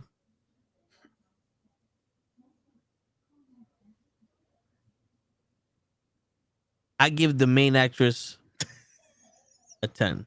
I give the movie a 4. Really? That's fair. Okay. Because look at this. She won. Her character did not waver from part 2 to 3. No, to me it got better in this. Like she Yeah. actually got to And really come out in this one. the way she articulates stuff, it's second to none in this movie, at least. That's As opposed to Art the Clown, because Art, he's a mime, so he tells everything through his body, and she kind of does the same shit with her eyes. yeah. No, she's So you can very. tell when yeah. They get to do a lot of that. It's awesome to see. Still visual. Just you get to see emotion and everything like that. The story is like at 30% done, and they're 3 movies in. Yeah. Like they don't know what they do. Like they didn't write the story yet, but they're 3 movies in. That's what pissed me off with this. That's like, come on, we didn't have at least somewhat of a conclusion in this one. I'm surprised that you went as high as 30% on the story. No. Yeah, and then the other girl that's fucked up with the face. Yeah. I don't see a psychopath. Like I don't see a that demon. bitch the fuck out of here. Yeah, I don't see a demon or a psychopath. I just see a fucking a girl that got nothing to lose. Yeah, like a girl that, like, if Deadpool was in her situation. Got you. Not You know what I'm saying? And a lot of her parts were borderline unnecessary. You know what it felt like? It was like fucking much. It was Art needing a lackey. That's what it felt like. Yeah. Now that she's gone, I feel like we're really gonna see Art fully turn into this demon that he's supposed to be. I'm just hoping this is my thing going into the 4th one. If we're gonna also give Pie in the Sky, Before you do that, what final rating? Oh, you said a 4, right? Yeah. Yeah, he's a 4. I was gonna say I really hope we get an actual fight and not what we got in that last Michael. That it's like, we're waiting for this, and you're gonna give us an fight. But not for nothing. Hold on, real quick. Not for nothing. I honestly think this movie would have been better if she would have stood in that asylum, killing everybody, just making Art stronger so he can Oh, kill her, okay. and it's the sword that's the difference. But Yeah. because she kills Art, then she opens up the floor and takes the kid. Okay. Like she's a demon. She Okay. don't need to be going around doing shit for nothing. Yeah. If she needs this girl to die to come into the planet, then let Art be her fucking weapon, and he's going there on the instead of it being like random killing, he's now going after her to Yeah. kill her, and he couldn't do it, and now they're in hell. And I was saying to the cat, like, I think it would be a twist if the next one Art has to help this girl get out of hell, Mm. because Art realizes, oh wait, if I get out with you, or if I get out, I'm immortal. I could just kill anybody the fuck I want. Like I just go around killing people. That's what I want. Well then. You know what I'm saying? But I didn't like Leatherface in this. To me, the best people on the screen was Sienna and Art. Yeah. When they were on the screen, that was the best part of the movie. Yeah. Yo. As it should be. The two main leads. Yeah. Here's my worry for the next installment. Yeah. We have two different movies. Yeah. Yep. We have Sienna who has to go down to hell to get Gabby. Yep. And we got Art doing whatever the fuck he's doing wherever that bus is taking him. Yep. I don't see how or why he has to go in hell. So really what I see is we have 4, which is going to be a completely different take because it's Sienna getting Gabby out of hell. Yep. We got 5, which is a completely different take. It's just Art doing his thing. Yep. And then we go to a 6 where it culminates in the Well, fucking apparently final. 4 is the last one. Unless they decide to do your style of let's separate this. Because apparently we're doing the 4th is the last one. Allegedly. That's what the director is saying, that the 4th is the culmination of Art as a character. They better bring Vin Diesel or somebody in this shit because, like, to be honest with you, I'm not really like hearing that there's a 4th one. It's like, Yeah. I was just like, it could have ended here. Like, just kill him. We didn't need Gabby to go to hell. Like, just it would have been perfect to just let them have that moment. yeah, But nope. Now we have to have a 4th and wait for the year 2035 to get that one. yeah. But Other than that, again, the movie, like I said, if it would have had a better like ending, I would have given it higher. I kind of want to give it less, but I'm gonna keep it at an 8 because I still enjoyed the goreness and the funniness of it. yeah, Also, the fucking trailer for Steamboat Willie was hilarious to me. bro, And Mickey Mouse. he looks so trailer ridiculous. It's gonna be fucking stupid as hell, but it's gonna be. He funny. looks so ridiculous. Yo, dude, that looked like that was a joke. Oh hell yeah, and it is. It is like the Winnie the Pooh. It's gonna be fucking funny as hell. I didn't see Winnie the Pooh, but that looked like it was a joke. That was like we made a trailer for something, and it's never gonna come out. But That's what it should be. It should just be the trailers, and these movies never come out. But that shit look horrible. These movies come out, but yeah, man, cool. Yeah, but yeah, that's our take on the show, on the movie and the shows and all that other shit. Next week, we're just gonna be talking some comics. We're gonna see what our favorite some shit. We're gonna talk about some shit that we haven't talked about before. We're gonna Well, yeah, all also learn have, some. I was gonna say, yeah, I also have Comic-Con to talk about next week. Yeah, that's true. There you go. See, There we go. It'll be the There you fallout go. from Comic-Con and more. So, word. And tomorrow we got sports. yep. The Jets just got a big acquisition for. We got the wide receiver from the Nice. Raiders. We're losing. The Yankees and the Mets are doing good in the playoffs. Yeah, we might actually make it, man. We might actually make it. Max Thursday. Holloway has a fight coming up, I think, in 2 Ooh. weeks. Okay, yeah, we'll definitely So talk we about talk about that and much more. Yep. And then Thursday we back with wrestling with Knuckleheads. I'll be talking the fallout from Wrestle Dream, talking about all these stuff that they're going with the new direction with Raw, with SmackDown. Yeah, apparently, rumors. Yeah, apparently Triple H's 5-match rule for PFLs is ruining the women's division according to some We'll talk people. about that because I think a lot of people have mixed reviews on 5 matches. I'll Yeah. get into why I think that works, but we'll talk about that on Thursday. And then Sunday we are back with the Tone the Show with Ray and Gigi. And yeah. Oh, I tried to do this a few times the last couple of years. Yeah. We might have a report from Comic-Con. Oh, okay. Because we're both going this year. I filmed some shit last time. Never made it to edit. Who knows? We might just fucking go live. That'll be dope. It's up to that this guy. man here. That guy. Yeah, we'll see. We'll see what happens, ladies and gentlemen. Yo, But and it sucks when you're dyslexic because you can't even tell where the fuck you got to point.